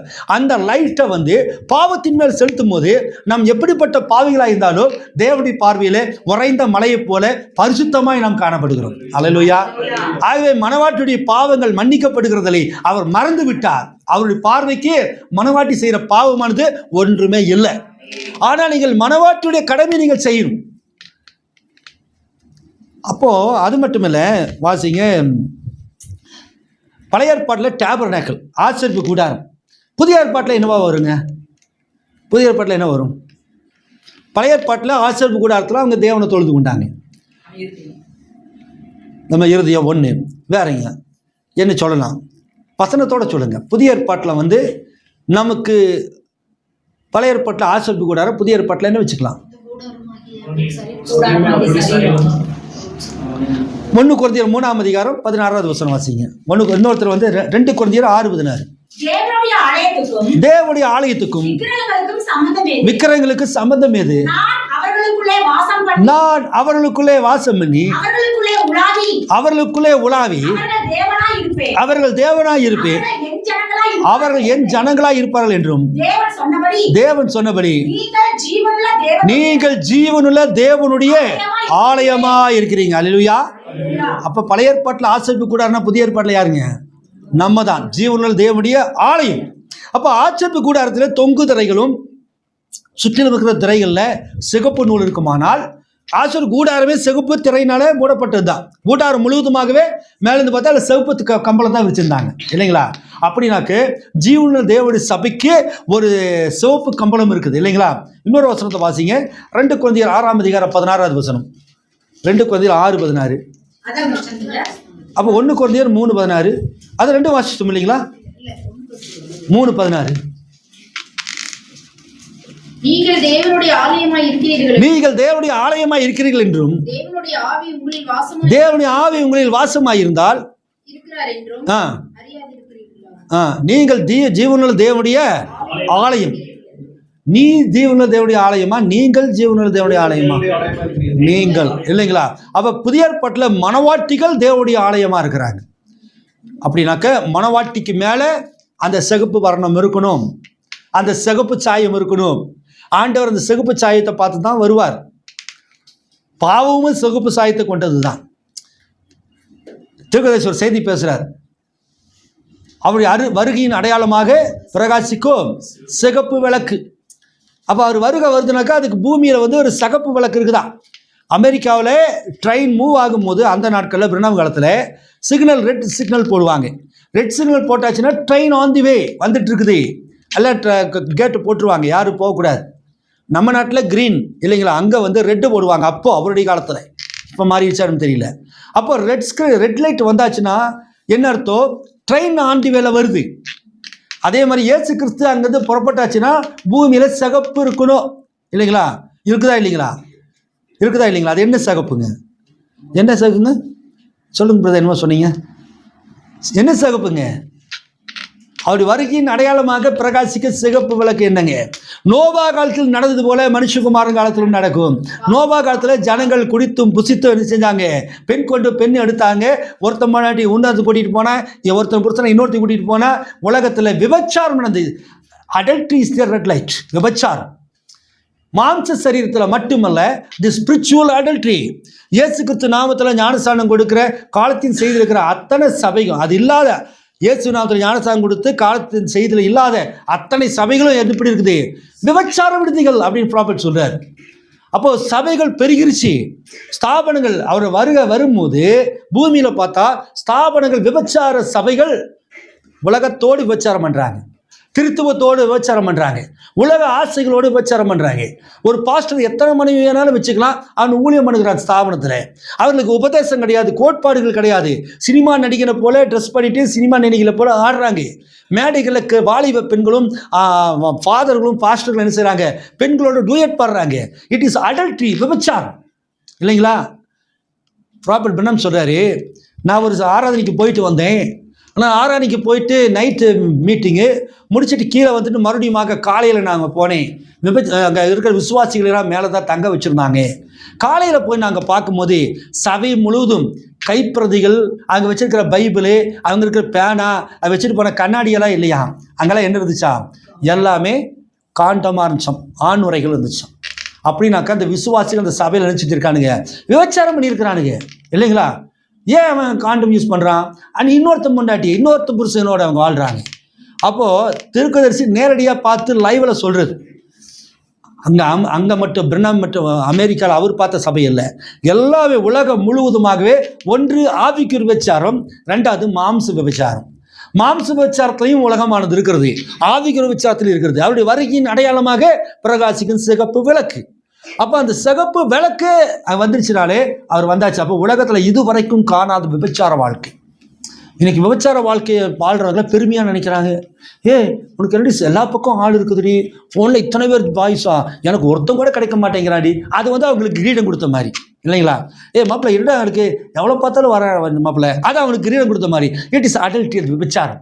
தேவனுடைய பார்வையில் அது எப்படி இருக்குது? அது திறமையல்ல, அந்த பெண்ணின் மேலே அந்த ஆணின் மேலே என்ன இருக்குது? விபச்சாரத்தின் ஆவி இருக்கிறது. சில பெண்கள் பெருமையாக அடிப்பாங்க. அவள் பார்க்கறதுக்கு குரங்கு மாதிரி இருப்பா, பார்க்கவே சகிக்காது. அவன் சொல்லுவா, என்ன தெரியுமா, நான் வெளியே போனால் ஐயோ எல்லா ஆம்பளைக்கு என்னையவே பார்க்குறாங்க. அவளுக்கு அப்படி நினைப்பு. ஆம்பளைங்க முள்ளு மேலே சேலை இருந்தாலும் பார்ப்பாங்க இல்லைங்களா? பொம்பளைன்னு உருவம் இருந்தால் போதும், அவன் குடும்பம் நடத்துறதுக்காக பார்க்குறான். அவன் இவளை கல்யாணம் பண்ணிட்டு நம்ம வாழ்க்கை நடத்தணுமா பார்ப்பான். அப்படி பார்க்குறவன் எல்லாத்தையுமே பார்ப்பான். சுபாவத்தை பார்ப்பான், குணத்தை பார்ப்பான், படிப்பை பார்ப்பான், தோட்டத்தை பார்ப்பான், கேரக்டர் பார்ப்பான். அவன் அதை பார்த்து தான் அவன் கல்யாணம் பண்ணுவான். ஆனால் பொண்ணு பார்க்குற பொண்ணையெல்லாம், ஒரு ஆம்பளை பார்க்குற பொம்பளெல்லாம் குடும்பம் நடத்துறதுக்காக இல்லை, அது இச்சையோடு பார்க்குறான், அவ்வளோதான். அவன் ஏதோ ஒரு நாள் 2 நாள் இருந்துட்டு போகிறேன், அதுக்கு தான் விரும்புவான். ஆனால் இவங்க என்ன நினச்சிக்கிறாங்கன்னா, தெருவில் போனாக்க இந்த ஆட்டோக்காரன் என்ன பார்க்குறான், அந்த கார்காரன் என்ன பார்க்குறான், இந்த கடைக்காரன் என்ன பார்க்குறான், அவன் என்ன பார்க்குறான். அப்போ இவங்க தங்கள் பெரிய உலக அழகி மாதிரி அவங்களுக்கு நினைப்பு இருக்கும். ஏன் தெரியுமா? அவள் மேலே ஒரு ஆவி இருக்கிறது, விபச்சாரத்தின் ஆவி. அந்த விபச்சாரத்தின் ஆவியானது அவனை கூப்பிடுது. அதுதான் விஷயம். நீங்கள் கிறிஸ்துவின் மனவாட்டியாக இருந்து கிறிஸ்துவின் பிள்ளைகளாக இருப்பீங்கன்னா, தெருவில் வர எந்த ஒரு வாலிபனும் உங்களை இச்சையோடு பார்க்க மாட்டான், உங்களை பெருமையோடு பார்ப்பான். அக்கா அப்படியே, தங்கச்சி அப்படிதான் பார்ப்பான். ஏன்? அவங்களை விரும்புகிறான். ஆனால் எப்படி விரும்புகிறான்? ஒரு சகோதரியாக அல்லது உடன் பிறந்த தங்கையாக, அண்ணனாக, அக்காவாக நினைக்கிறான். அதுதான் பரிசுத்தம். ஆனால் அவங்களை அவன் வேறு விதத்தில் திங்க் பண்ணுறான்னாக்கு, அவங்ககிட்டையும் அந்த விபச்சாரத்தின் ஆவி படர்ந்து கிடக்குது, உங்களுக்கு விபச்சாரத்தின் இருக்குது, ஈஸியாக ஃபயர் ஆயிடுது. ஒரு சில ஆண்களையோ சில பெண்கள் ஈஸியாக ஒருத்தர் பார்த்தோன்னே அட்டாச் ஆகிடுவாங்க. நேத்தாண்டா வேலைக்கு சேர்ந்தான், அதுக்குள்ளே இவளை கரெக்ட் பண்ணிட்டான்டா. நேத்தாண்டா இவள் வந்தா, அதுக்குள்ளே 10 ஆம்பளை பண்ணிட்டாங்க. அது என்ன தெரியுமா? அவளுக்குள்ள ஒரு ராங் ஸ்பிரிட், விபச்சாரத்தின் ஆவி இருக்குது. அந்த விபச்சாரத்தின் ஆவி, அந்த ஸ்பிரிட்டு வேறு யாருக்கெல்லாம் இருக்குதோ அது கனெக்ட் ஆகிடுது. அது ஒரு பெரிய திறமையோ ஹீரோயிசமோ அது பெரிய ஹீரோயினா கிடையாது. அது தேவனுடைய பார்வையில் 2 பக்கம் விபச்சாரத்தின் ஆவி இருக்குது, 2 மேக்னெட் மாதிரி ஒட்டிக்குது. இதுதான் புரியணும். ஆகவே தான் அவருடைய வருகையின் அடையாளமாக பிரகாசிக்கும் சிகப்பு விளக்குன்னு ப்ராஃபெட் சொன்னார். புரியுதுங்களா? 1. 2வது, ஆவிக்குரிய வாழ்க்கையிலும் ஸ்தாபனங்கள் விபச்சார வாழ்க்கையில் இருக்குது. ஆவிக்குரிய விபச்சாரங்கள், திருத்துவம் எல்லாமே விபச்சார வாழ்க்கை தான். ஆவிக்குரிய விபச்சாரம். நான் சரீரத்தில் கரெக்ஷனாக இருக்கிறேன், நான் மாம்சத்தில் கரெக்ஷனாக இருக்கிறேன், தினமும் நான் பைபிள் வாசிக்கிறேன், தினமும் நான் ஜெபிக்கிறேன், அந்நிய பாஷை மணிக்கணக்கில் பேசிக்கலாம். இருந்தாலும் நீங்கள் ஒரு ஆவிக்குரிய விபச்சாரியாக இருக்க வாய்ப்பு இருக்குது. ஏன்னாக்க நீங்கள் பெற்ற ஞானஸ்தானம் கத்தோலிக்க சபையினுடைய ஞானஸ்தானம். உங்களுக்குள்ளே இருக்கிறது உலக ஆசை. நீங்கள் சபைக்கு போனாலும் உலகத்தாரை மாதிரி இருக்கணும், பியூட்டி பார்லருக்கு போகணும், மேக்கப் போட்டுக்கணும், உங்கள் உதடு சிவப்பாக இருக்கிறதுக்கு பூசிக்கணும், வெண்ணெய் பூசுகிற மாதிரி லிப்ஸ்டிக் பூசிக்கணும், பொட்டி வச்சுக்கணும், கண்கள் எமைக்கு வந்து என்ன செய்யணும், பெயிண்ட் அடிச்சுக்கணும், மூஞ்சிக்கு பட்டி பார்த்து பெயிண்ட் அடிக்கணும், அசிங்கமான ட்ரெஸ்ஸை போட்டு எல்லாத்தையும் ஈர்க்கும்படியாக நீங்கள் பண்ணணும், அல்லது மற்றவங்களை பார்க்கறதுக்கு தகுந்த மாதிரி நம்ம நல்ல நகை நட்டுகளால் நம்ம அலங்கரிக்கணும். இது எல்லாமே ஆவிக்குரிய விபச்சாரத்தில் சேர்ந்தது தான். பர்சன்டேஜ் கொஞ்சம் கம்மியாக இருக்கலாம், கொஞ்சம் ஜாஸ்தி கம்மியாக இருக்கலாம், பட் அதோட அது ஆம்பளைகளாக இருந்தாலும் பெண் பிள்ளைகளாக இருந்தாலும் சரி, ஆம்பளையும் விதிவிலக்கு கிடையாது.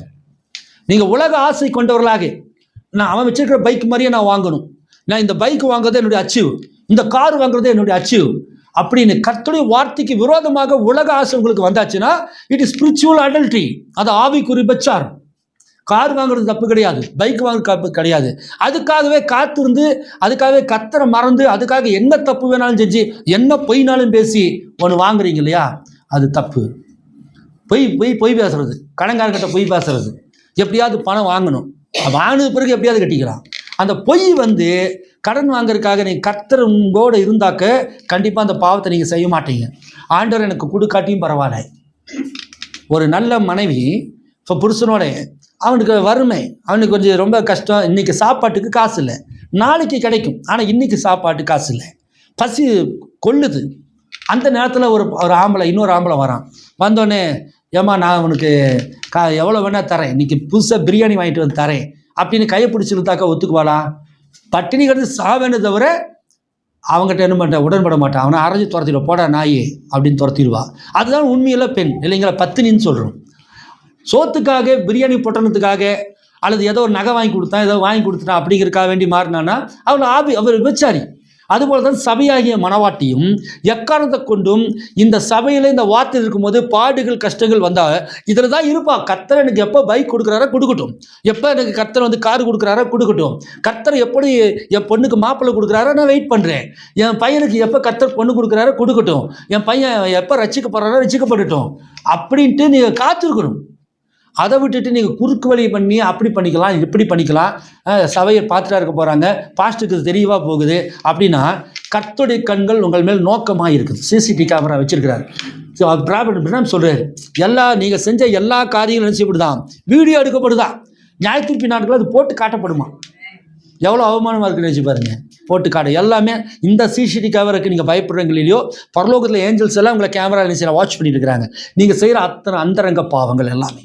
இது போக உங்களுடைய இருதயத்தில் என்ன நினைக்கிறது கூட அதை என்ன செய்தான் ரெக்கார்ட் பண்ணுதான். நம்ம ஹார்ட்டில் இருக்கிறது கூட ஒன்றுமே விடப்படாது. இங்கே கூட கரண்ட் கட் ஆச்சுனாக்கா சில நேரங்களில் கேமரா என்ன செய்யாது, வேலை செய்யாது. கேமரா இப்போ ஃபால்ட் ஆச்சுன்னா வேலை செய்யாது. ஆனால் தேவனுடைய வீடியோ கேமரா எல்லாத்தையும் பார்த்துட்டு தான் இருக்கு.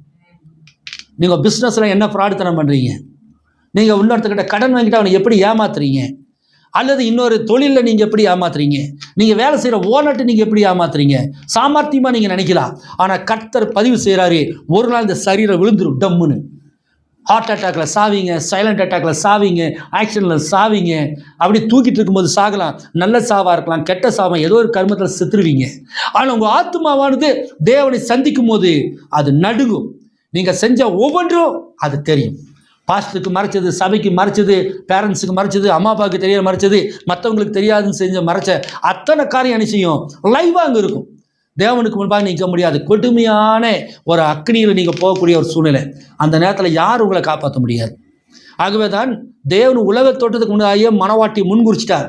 பூமியில் இருந்தால் எல்லா மனுஷனும் தப்பு தான் செய்வான். ஆனால் அந்த தப்பு செய்யறதுக்கு ஒரு ரெமெடி வேணும். ஏன்னா தப்பு சாத்தான் அந்த இன்ஜெக்ஷனை போட்டான். இப்போ அந்த பிளட்டு வேலை செய்யுது. அவங்களால உலக இச்சையில் விழுந்தாச்சு. ஏவாளின் மூலமாக உலகம் முழுவதுமாகவே பாவத்தில் விழுந்தாச்சு.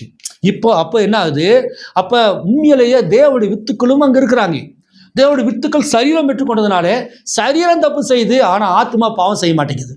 ஆனால் சாத்தானுடைய வித்துக்கு சரீரமும் பாவம் செய்யுது, ஆத்மாவும் விருப்பம் பண்ணுது. நல்லா தெரிஞ்சுக்க, கர்த்தருடைய பிள்ளைக்கு என்ன வித்தியாசம்? அவன் தேவனுடைய பிள்ளைக்கும் கர்த்தருடைய பிள்ளைக்கும். கர்த்தருடைய பிள்ளை ஒரு சாராயம் குடிக்கிறான்னா அவனால் முழு மனதோட குடிக்க முடியாது, திருப்தியே இருக்காது. நம்ம பாவம் செய்கிற உணர்வு அவனுக்குள்ள வந்துட்டு இருக்கும். ஆண்டவரை இது எப்படியாவது எனக்கு இதுலேருந்து வெளிவாக்கணும்னு நினைப்பான். ஆனால் உலக மனுஷன் இருக்கான் இல்லையா, ரசிக்கப்படாதவன், இதெல்லாம் ஒரு பெருசாக மாப்பிள்ளை, இதெல்லாம் ஒன்றும் பெரிய விஷயம் இல்லை அப்படின்னு என்ஜாய்மெண்ட் பண்ணுவான். அவன் இந்த ரெண்டு தாட்டில் தான் கர்த்தர் கண்டுபிடிக்கிறது. மனவாட்டியானவள் மனப்பூர்வமாக பாவம் செய்யக்கூடியவளாக இருக்க மாட்டான். அப்போ தேவன் அவளுக்காக ஒரு ரெமிஷன் வச்சிருக்கிறார், அவளுக்காக ஒரு ரெமெடி வச்சிருக்கிறார், அவளுக்காக ஒரு பதிலீடு இருக்குது. ஏன் 2000 வருஷத்துக்கு முன்னாடி கர்த்தராகிய இயேசு கிறிஸ்து நமக்காக அடிக்கப்பட்டு நமக்காக நொறுக்கப்பட்டு நமக்கு கரையை செலுத்தியாச்சு. ஏன் மனவாட்டி தப்பு பண்ணுவா, அவளுக்காக நான் தண்டிக்கப்பட்டாச்சு. கிறிஸ்து மனவாட்டியில தேவன் சில குற்றம் காண்பது இல்லை. அல்லேலூயா. அப்ப நம்ம மனவாட்டியா இல்லையாங்கிறது நம்ம இருதயத்துக்கு நமக்கு தெரியும். பாவம் செய்யற சோதனை வரும்போது ஒன்னா நம்ம அதிலிருந்து தப்பிச்சுக்குள்ள பார்ப்போம். அப்படியே பாவம் செஞ்சாலும் நம்மளால நிம்மதியாகவே இருக்க முடியாது, ஒரு சமாதானமே இருக்காது. அதை வாஷ் அவுட் ஆகிற வரைக்கும், தேவன் நமக்கு சமாதானத்தை கொடுக்கிற வரைக்கும் நம்மளால தூங்கவே முடியாது. அதுதான் பிரைடு, மனவாட்டி சுபாவம் இல்லைங்களா? அவருக்காகத்தான் ஆண்டவராகிய இயேசு கிறிஸ்து ரத்தம் சிந்தினார், சர்ப்பத்தின் வித்துகளுக்காக அல்ல. இந்த ரத்தத்தை என்ன செய்யணுமா? ஆண்டவராகிய இயேசு கிறிஸ்து எப்படி ரத்தத்தினால ஆனே வஸ்திரத்தை தரிச்சிருந்தாருன்னு பார்க்குறோம் இல்லைங்களா? வாசிங்க வெளிப்படுத்தும் விசேஷம் 19ஆம் அதிகாரம் 13வது வசனம் நினைக்கிறேன். ரத்தத்தில் தோய்க்கப்பட்ட வஸ்திரத்தை தரித்திருந்தார், அவருடைய நாமம் தேவனுடைய வார்த்தை என்பதே. போதும். இப்போ அவர் ஆண்டரிச்சிருந்தார், ரத்தத்தினால் ஆகிய வஸ்திரத்தை தரிச்சிருந்தார். என்னங்க? ஒரு வஸ்திரம், சிவப்பு வஸ்திரம். அவருக்கு எதுக்கு யார் ரத்தத்தினால வஸ்திரம் தரிச்சிருக்கணும்? அவருக்கு பாவம் செஞ்சாராம். அவருக்கு ரத்தத்தினால வஸ்திரம் தரிக்கணும்னு அவசியம் இருக்கா? இல்லை இல்லைங்க. பிளாத்துக்கு முன்னதாக இயேசு கிறிஸ்து நிற்கிறார். அவருக்கு என்ன கூட கொடுத்தாங்க? சிகப்பு அங்கி இல்லைங்களா? அடித்து நொறுக்கி அவர் ஏற்கனவே ரத்த கலரி ஆகி சிவப்பாக தான் நிற்கிறார். அங்கி போட்ட மாதிரி தலையிலேருந்து கால் வரைக்கும் சொத ரத்தம், ட்ரெஸ் போட்ட மாதிரி. ஆனால் அவருக்கு ஒரு சிவப்பு அங்கி கொடுக்கப்பட்டுச்சு பாருங்க.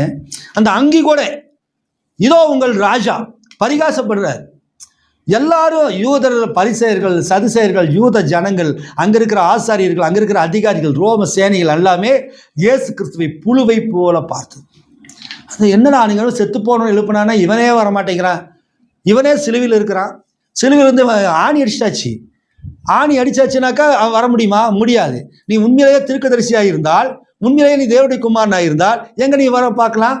லாஸ்டர் உயிரோட எழுப்புனேன், எங்கே உன்னை நீ பாதுகாத்துக்கு பார்க்கலாம்? எப்படியெல்லாம் கிண்டல் கேரியெல்லாம் பண்ணியிருப்பாங்க.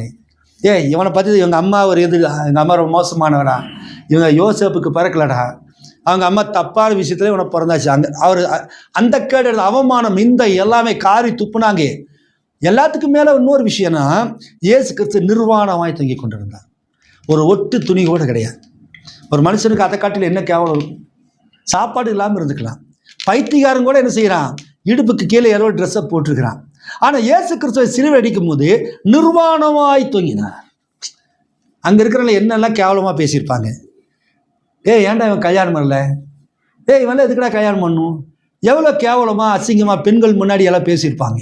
அது எவ்வளோ பெரிய அவமானம். ராஜாதி ராஜா, தேவாதி தேவன், அங்கே அவர்கள் தங்களுடைய சொந்த பிதாவை சிலுவையில் அரைச்சாங்க. அதுதான் ஏன் புழுவை போல.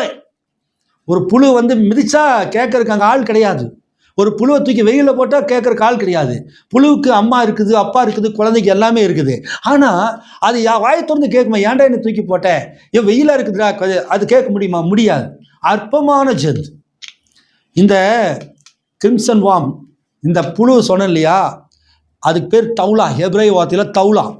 அந்த தௌலாங்கிற அந்த புழு மரத்தை பிடிச்சிச்சுன்னா அதை எடுக்க முடியாது, செத்தாச்சு தான் எடுக்க முடியும், அல்லது எடுக்கும்போது செத்துரும். புரியுதுங்களா? அடுத்தது அது முட்டை பொறிச்சிடும், மரத்துலேயே முட்டை பொறிச்சு குஞ்சுக்கு வந்துடும், குட்டிகள் வந்துடும், புழுக்குட்டிகள். அந்த புழுக்குட்டிகளை எங்கே போகும்னா மரத்தில் மற்ற பக்கம் போகாது, அம்மாவுடைய பாடிக்கு கீழே மடியில் போய் தங்கிடுமா. அத்தனை புழுக்குட்டிகளும் அம்மாவுடைய மடியில் போய், எப்படி நாய்க்குட்டிக்கு நாய் மடியிலையும் ஆட்டுக்குட்டிக்கு ஆடி மடியில் இருக்குதோ, அவர் புழுக்குட்டிகளாக போய் எங்கிருக்குமா, அம்மாவுடைய மடியில் தங்கிக்குமா. வேறு எங்கேயுமே அது போகாது. ஏன்னா வெளியே போனால் மற்ற குருவிகள் கொத்திடும் அப்படின்ட்டு. ஆனால் அம்மா அதை பிடிச்சவங்க அப்படியே கொஞ்சம் கொஞ்சமாக ஜீவன் போய் அப்படியே ட்ரை ஆகிருமா, காஞ்சி போயிருமா. அது அப்படியே உழுகிற வரைக்கும் அந்த புழுக்கள் இருக்குமா. யார் எடுக்கலைன்னா எடுத்து மறுபடியும் பிடிச்சிட்டு போயிடுவாங்க. இல்லைன்னா அது அப்படியே மரத்துக்கு போயாச்சுன்னா அது மறுபடியும் ஜீவனோட பூமியில் வாழாது. அது எவ்வளோ தூரம் தன் குட்டிகளை பாதுகாக்கணுமோ அது வரைக்கும் இருக்கும். அதுக்கு பிறகு அது வெயில் பட்டு சாப்பாடு இல்லாமல் தண்ணி இல்லாமல் அந்த மரத்தில் வர எசன்ஸ் தான் குடிச்சிட்டு இருக்குமா, அது ஆகாரமா. அது வெயில் பட்டு அது அப்படியே காஞ்சி ட்ரை ஆகி கீழே விழுந்துருமா. அதுக்கு பிறகு மற்ற புழுக்கெல்லாம் குடுன்னு ஓடுமா. அதுக்குள்ளே கொஞ்சம் பெருசாகிடும். புரியுதா உங்களுக்கு? அது மட்டும் இல்லை, அது மரத்தில் ரிட்டன் ஆக ஆண்டவராகிய இயேசு கிறிஸ்து சிலுவைக்கு போகிற வரைக்கும் ஜீவனுள்ளவராக இருந்தார். சிலுவையில் அடிக்கப்பட்டதுக்கு பிறகு அவர் சந்திச்சது மரணம் தான். மறுபடியும் சிலுவை விட்டு கீழே இறங்கலை. புரியுதா உங்களுக்கு? மறுபடியும் ஒரு கீழே இறங்கலை. எங்கே இருந்தாருங்க? சிலுவையில் என் தேவனை ஏன் என்னை கைவிட்டீர் விட்டார். அவருடைய 3.5 ஆண்டுகள் அந்த மினிஸ்ட்ரி ப்ராசஸ். பூமியில் 33 ஆண்டுகள் இருந்தார். 3.5 வருடங்கள் உழைத்தார். அவர் கற்பமானதுக்கு பிறகுதான் அந்த புழு அரசியமா மரத்துக்கு போகுமா. ஆண்டோடைய ஊழியம் நிறைவேற்றப்பட்டதுக்கு பிறகுதான் ஒரு சிலுவைக்கு தன்னை ஒப்பு கொடுத்தார். ஏன்? நம்ம போயாச்சுன்னா நம்ம திரும்பி வர முடியாது. அந்த புழு தனக்குள்ள அந்த குட்டிகளாக வந்துருச்சுன்னு தெரிஞ்ச உடனே அது என்ன செய்யுமா? அது மரத்துக்கு போய்க்குமா, அவ்வளோதான். அடுத்தது குட்டிகள் பிறக்கும். அதுக்கு பிறகு அது செத்து போயிடும். அது மறுரூபமாயிரும். அது கீழே காஞ்சி விழுந்துடும். அவ்வளோதான். அதுபோல் ஆண்டவராகிய இயேசு கிறிஸ்து சிலுவைக்கு போனார். அவருடைய ஊழியங்கள் மனவாட்டிக்காக செய்யக்கூடிய அத்தனை காரியங்கள் நிறைவேற்றி முடிச்சிட்டார். வாசிங்க, அதுக்கு ஒரு வசனம் இருக்குது. வாசிங்க, மத்தேயு சுவிசேஷம்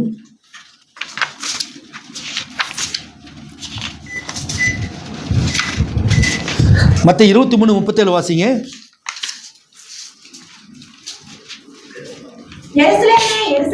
எருசலேமே எருசலேமே, தீர்க்கதரிசிகளை கொலை செய்து முன்னிடத்திலே அனுப்பப்பட்டவர்களை கல் எறிகிறவளே, கோழி தன் குஞ்சுகளை தன் சிறகுகளின் கீழே கூட்டி சேர்த்துக் கொள்வது போல நான் எத்தனை தரமோ உன் பிள்ளைகளை கூட்டி சேர்த்துக்கொள்ள மனதாய் இருந்தேன். உங்களுக்கோ மனதில்லாமல் போயிடுச்சு. ஒரு தாயினுடைய மனசு இல்லைங்களா? கோழிங்கிறது தாய் தானே, சேவல் தானே, ஆணு. நான் கோழி தன் குஞ்சுகளை எப்படி சிறகுகளை விரித்து தன் பாதுகாக்கிறதுக்கு அழைக்குதோ அந்த மாதிரி எருசலேமே எருசலேமே, உன்னை எத்தனை முறை நான் கூப்பிட்டேன், உனக்கு மனம் திரும்புறதுக்கு இல்லை, மனசில்லாமல் போச்சு. ஆனால் அந்த இஸ்ரவேல் ஜனங்கள் வரல. ஆனால் தேவனுடைய திட்டத்தில் அவர் யாருக்காக ரத்தம் சிந்தினார்களோ அந்த மனவாட்டி பிறக்க போகிறார் இல்லைங்களா? ஒரு ஸ்திரீ பிள்ளை பெறும்போது நடக்கக்கூடிய காரியங்கள் என்ன? குழந்தை கொண்டு போய் ஹாஸ்பிட்டல் அட்மிட் பண்ண உடனே அவளுக்கு பனி கூட உடஞ்சி தண்ணீர் ரிலீஸ் ஆகுது. ஃபர்ஸ்ட் வாட்டர் இல்லைங்களா? தண்ணீர் வெளியே வருது. அதுக்கு பிறகு என்ன செய்யுது? ப்ளீடிங் ஆகுது, ரத்தம் வருது. ரத்தம் வந்ததுக்கு பிறகுதான் கடைசியாக ஜீவன், குழந்தை வருது. அதுபோல் ஆண்டவராகிய இயேசு கிறிஸ்து சிலுவையில் அடிக்கும் போது முதலாவது என்ன செஞ்சாங்க? எல்லாம் அடித்து நொறுக்கி சிலுவை அடித்து ஏற்றிட்டாங்க. ஈட்டி எடுத்து குத்துறா அந்த இருதயத்தை இல்லைங்களா? விழாவிலேருந்து குட்டி அந்த ஈட்டி இருதயத்துக்கு போகுதான். ப்ராபர்ட் சொல்கிறேன், அந்த இருதயத்தில் பெரிகார்டியம். ஒரு மனுஷன் மரிச்சதுக்கு பிறகும் அந்த ஹார்ட்டில் கொஞ்சம் தண்ணீர் ரத்தம் இருக்குமா. அங்கே குத்தப்படும் போது முதலாவது வெளிப்பட்டது என்னங்க? தண்ணீர் வந்துச்சான். ரெண்டாவது என்ன வந்துச்சா? ரத்தம் வந்துச்சான். மூணாவது பெந்தெகோஸ்தே அன்னைக்கு ஜீவன் வந்துச்சு, பரிசுத்த ஆவி வந்துச்சு. அப்போ புதிய ஏற்பாட்டு பரிசுத்த மனவாட்டி சபை பிறப்பிக்குது. அதுக்கு முன்னாடி புதிய ஏற்பாடு இல்லை, மனவாட்டி பிறக்கல.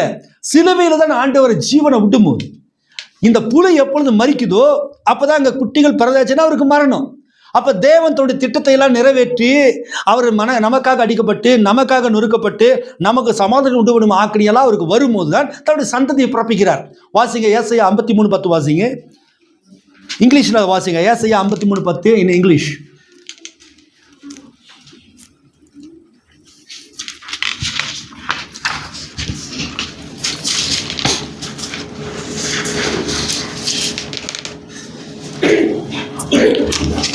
தமிழ்ல வாசிங்க. தமிழ்ல வாசிங்க. கர்த்தரோ அவரை நொறுக்க சித்தமாகி அவரை பாடுகளுக்கு உட்படுத்தினார். அவருடைய ஆத்துமா தன்னை குற்ற நிவாரண பலியாக ஒப்பு கொடுக்கும் போது அவர் தமது சந்ததியை கண்டு நீடித்த நாளாயிருப்பார். கர்த்தருக்கு சித்தமான கர்த்தரோ அவரை நொறுக்க சித்தமாகி சிலுவையில் இல்லைங்களா நொறுக்கிறார். ஃபஸ்ட்டு அந்த புழுவை பிடிச்சோடனே என்ன செய்வாங்க? வெயிலில் போட்டு நொறுக்கி பாத்திரம் அந்த பவுட்ரு மட்டுக்கு நொறுக்குவாங்க, பவுடர் ஆகணும். அடுத்தாக அவரை பாடுகளுக்கு உட்படுத்தி சுடுதண்ணியில் போட்டு கொதிக்க வைப்பாங்க அந்த புழு இல்லைங்களா பாடு. அவருடைய ஆத்துமா தன்னை குற்ற நிவாரண பலியாக ஒப்பு கொடுக்கும் போது அவர் தமது சந்ததியை கண்டு அந்த குற்ற நிவாரண பலியாக ஒப்பு கொடுக்கும் போது தான் புதிய ஏற்பாட்டு சபையை அவர் சந்திக்கிறார். இங்கிலீஷில் வாசிங்க. Lord, to bury him, he had put him to grief, and though shall make his soul an offering of sin, he shall see his seed, he shall prolong his days, and Isaiah 53:10. Yet when his life is made an offering for sin, he will have many descendants. He will have many. அவர் குற்ற நிவாரண பலி correct தான். குற்ற நிவாரண பலியாக ஒப்பு கொடுக்கும் போது அவர் என்ன செய்வாராம்?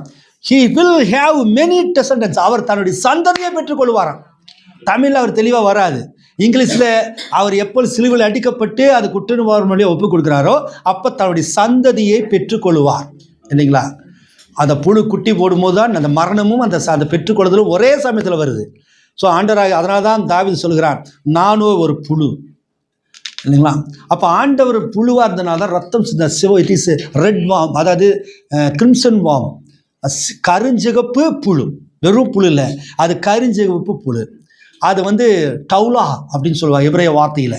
அந்த மற்ற புழுக்களோட கம்பேர் பண்ணக்கூடாது, எத்தனையோ புழுக்கள் எல்லாம் இருக்குது. இன்னொரு வசனம் வாசிங்க, எபிரேயர் 9ஆம் அதிகாரம் 14வது வசனம் வாசிங்க.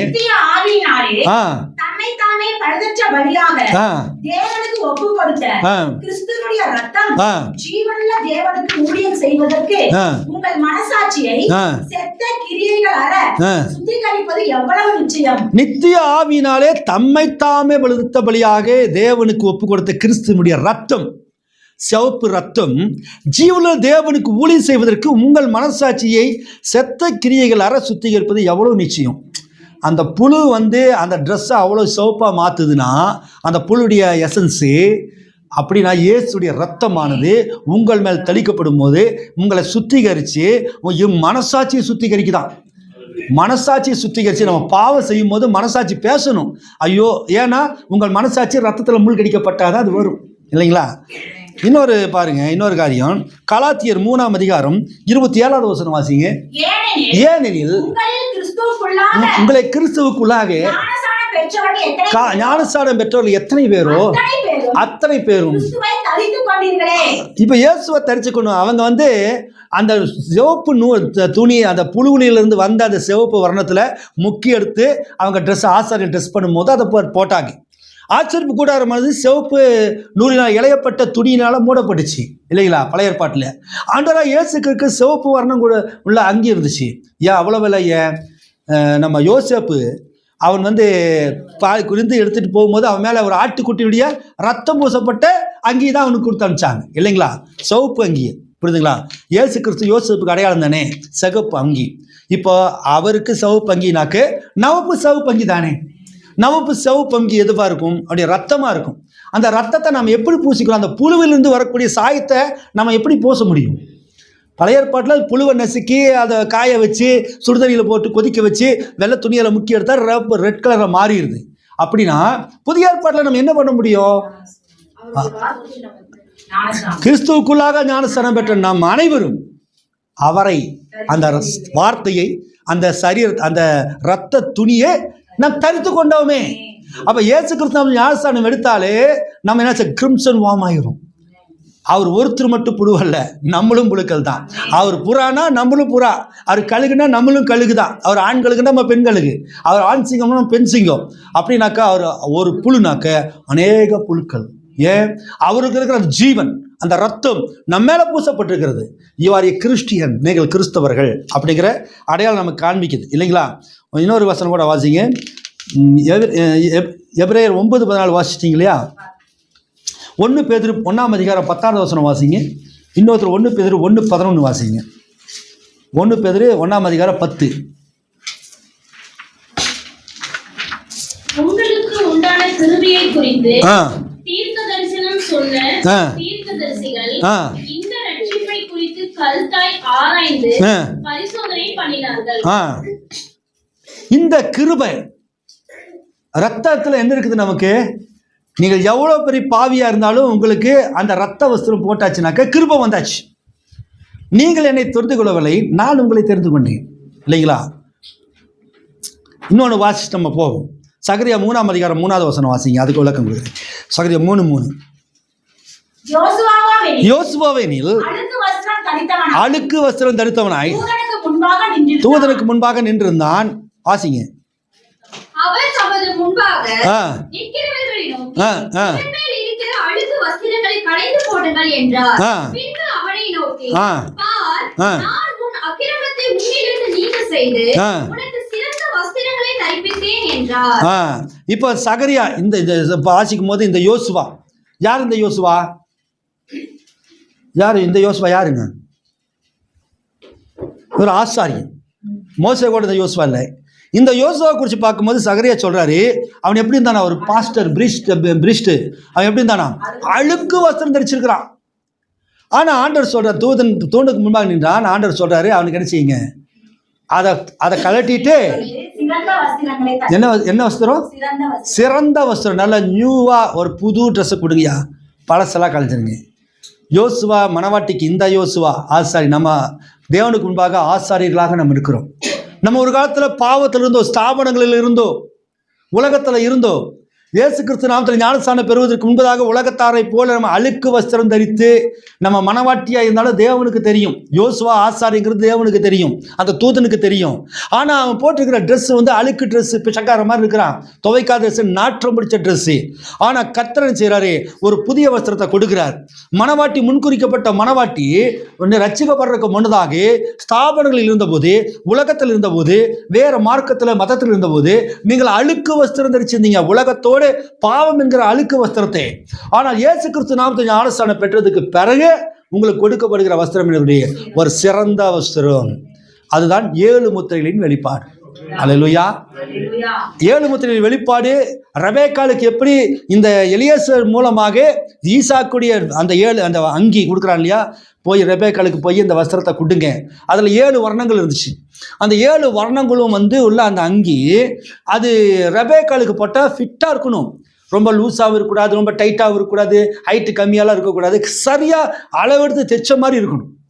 அப்போ அந்த முன்ன பின்ன ரெபெக்காலை ஈசாக்கு பார்த்ததில்லை, ஈசாக்கு ரெபெக்காலை பார்த்தது இல்லை.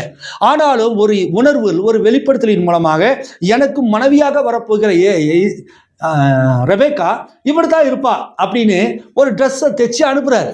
அந்த ட்ரெஸ்ஸை எலியேசர் கொண்டு போகும்போது அதை அவள் போடும்போது பரிபூர்ணமாக இருந்துச்சான். ஐயோ கொஞ்சம் கை சின்னதாக போச்சு, கொஞ்சம் டெய்லெட்டு கொடுத்து ஆல்ட்ரு பண்ணணும், இல்லை இது சரியில்லை. ஏன்னா அதில் 7 வர்ணங்கள், 7 கலர்ஸ் இருந்துச்சான்.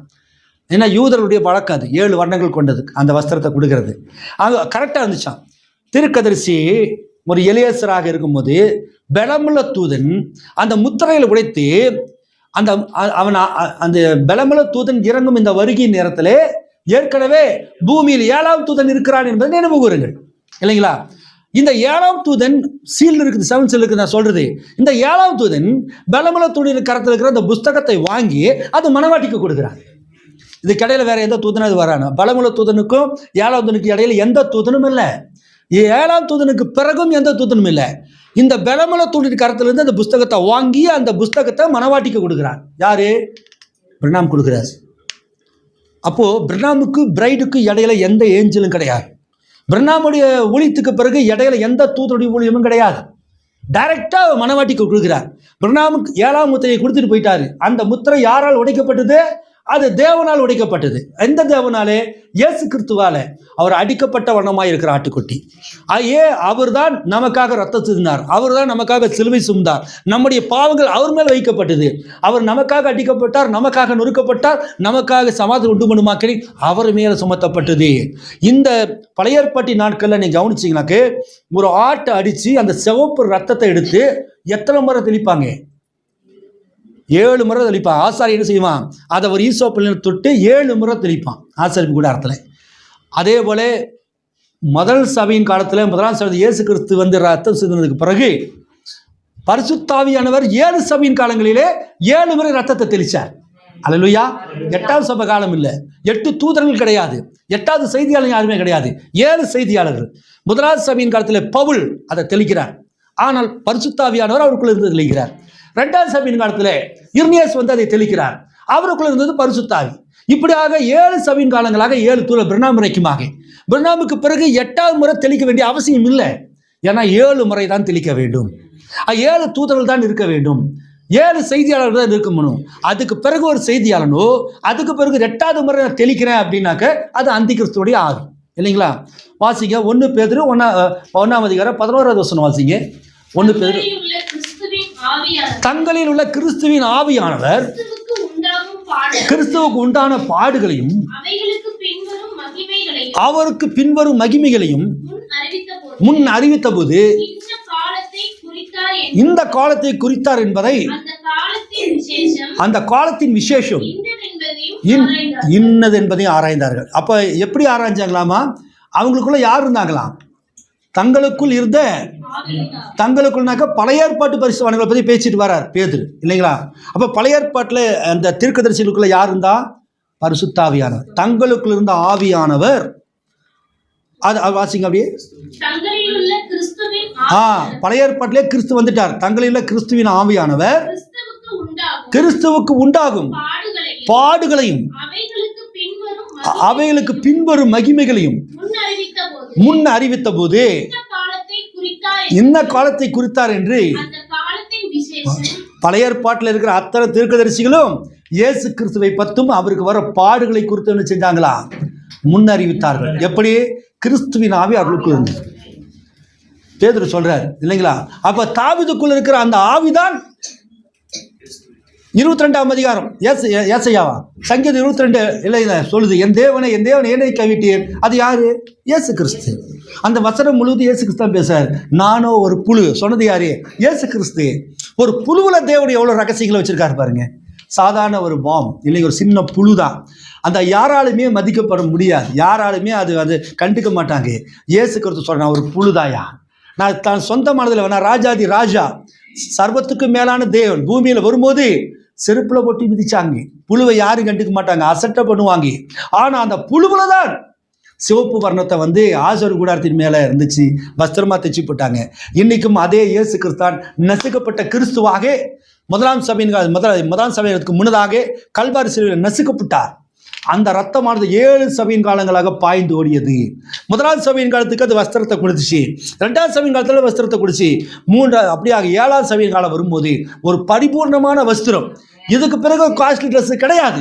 இதுதான் 7 முத்திரைகளின் வெளிப்பாடு.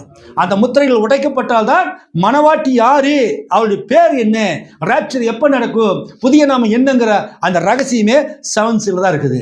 ஸோ தேவன் அந்த கடைசி கால மணவாட்டிக்கு கொடுக்கும்போது ஆல்ரெடி சபைக்காலம் எல்லாத்துக்குமே கொடுத்த மாதிரி தான். எப்படி? மறுபடியும் மகன் 40 நாள் ஊழியம் வரும்போது மணவாட்டியெல்லாம் மகிமின் சரீரமாக மாறி இருப்போம். பூமியில் 40 நாள் ஊழியம் நடக்கும். பவுல் காலத்திலிருந்து பிரணாம் காலம் வரைக்குமாக மரிச்ச பரிசுத்தவான்கள் காட்சியில் வரும்போது நம்ம அவர்களுக்கு டீச் பண்ணுவோம். இந்த ட்ரெஸ் நல்லா இருக்குது, நாங்களும் தான் ட்ரெஸ் போட்டிருக்கிறோம், நாங்களும் சிவப்பு ட்ரெஸ் போட்டிருக்கோம், இந்த ட்ரெஸ்ஸை போடுங்க. 7 முத்திரைகள், மீட்பின் உரிமை பத்திரம். நம்ம உலகத்தில் எதை இழந்தாங்க, நம்ம அப்பா அம்மா ஆதாமியாவோட எதை இழந்தாங்களோ அதை மீட்டு கொடுத்தாச்சு. அதுக்கு அடிக்கப்பட்ட வண்ணமாக இருக்கிற ஆட்டுக்குட்டி அவர் ரத்தம் தோய்ந்த வஸ்திரத்தோடு நமக்கு அடிச்சாரு, ஒரு புதிய காரியத்தை கொடுத்திருக்கிறார். இந்த 7 முத்திரையின் வெளிப்பாடானது மணவாட்டியை மத்தியாக கொண்டு செல்கிறது. அல்லேலூயா. அப்போ அந்த நசுக்கப்பட்ட புழுவாக இயேசு கிறிஸ்து அது அற்பமாக இருந்தாலும் கூட அதுல தான் நமக்கு மீட்பின் உரிமையே வந்திருக்குது பாருங்க. தாவீது சொல்லுகிறார், நானோ ஒரு புழு. அவை எதையும் அற்பமா நினைக்காதீங்க. தேவன் எளிமையிலே மறந்திருந்து தன்னை வெளிப்படுத்துகிற God hide and reveal in simplicity. அற்பமான காரியங்களை தேவன் பெரிய காரியங்களை வைத்திருக்கிறார். அற்பமான சபை, நம்முடைய சபை சின்ன சபை தான், ஆனாலும் இங்கே தான் வெளிப்பாடுகள் இருக்குது. மலையிலெல்லாம் நமக்கு பார்த்து பராமப்படுறான், அவன் எங்கே சபை மாதிரி இல்லை, எங்கோ பாஸ்டர் மாதிரி இல்லை சொல்கிறாங்க. புக்கில் இருக்கிறத அப்படியே ஒப்பிப்பாங்களே தவிர, ஒருத்தர் போர்டு வச்சு பாடம் நடத்துகிறாரு, தூங்குறாங்க விசுவாசிங்க, எல்லாத்தையும் கத்த வைக்கிறாங்க வேணும்னே தூங்கக்கூடாதுன்னு.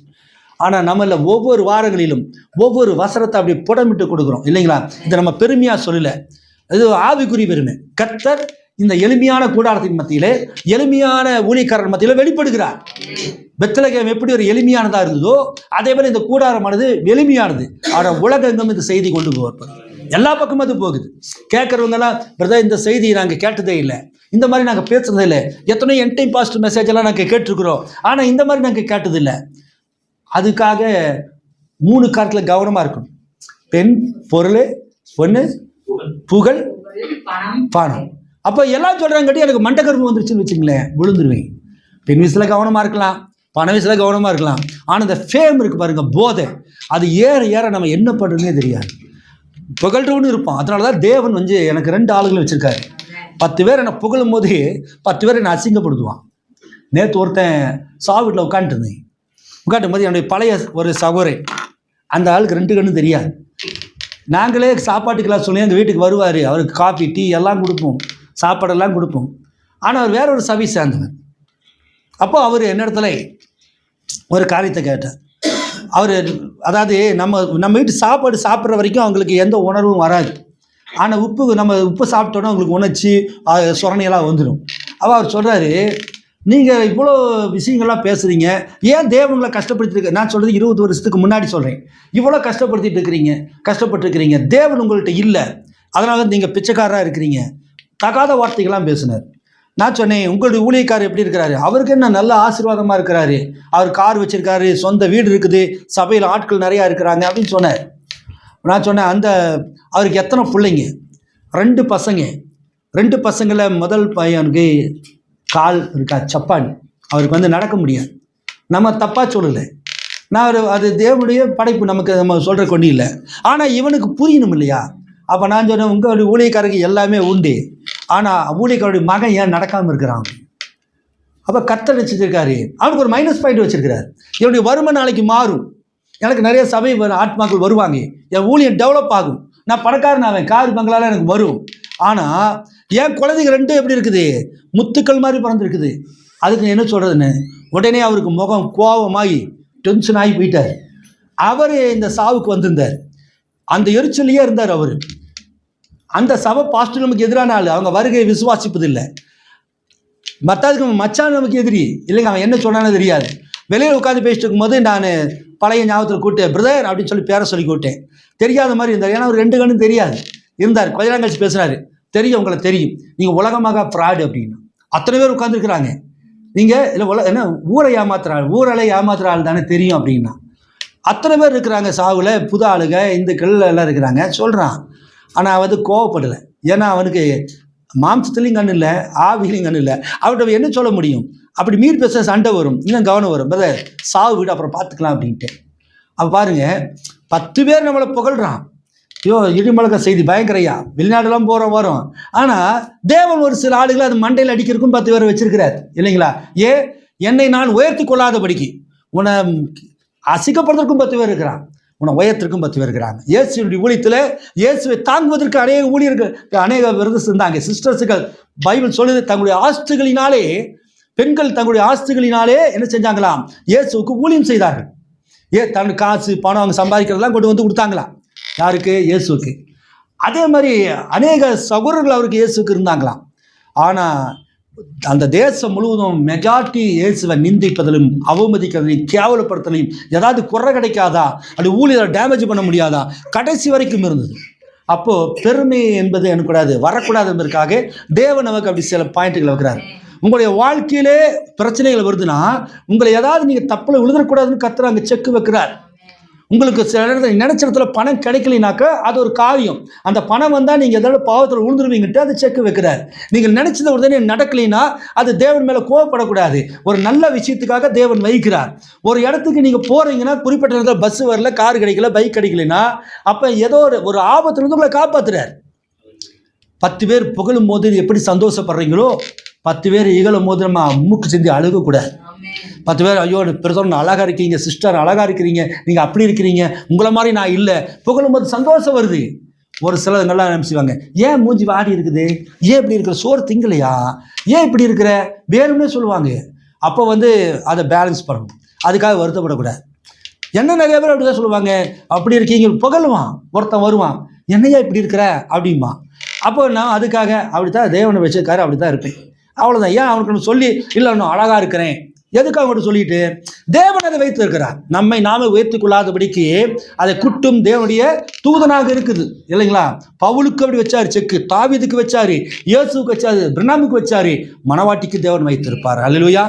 ஸோ சிகப்பு வர்ணம் என்பதை ஒரு புழுவிலிருந்து வந்தாலும் கூட இஸ்ரேல் ஜனங்களுக்கு அது சிகப்பான வஸ்திரத்தை தந்தது போல இன்றைக்கு நானும் புழு என்று சொல்லத்தக்கதாக கர்த்தராகிய இயேசு கிறிஸ்து சிலுவையிலே பிழியப்பட்டார்.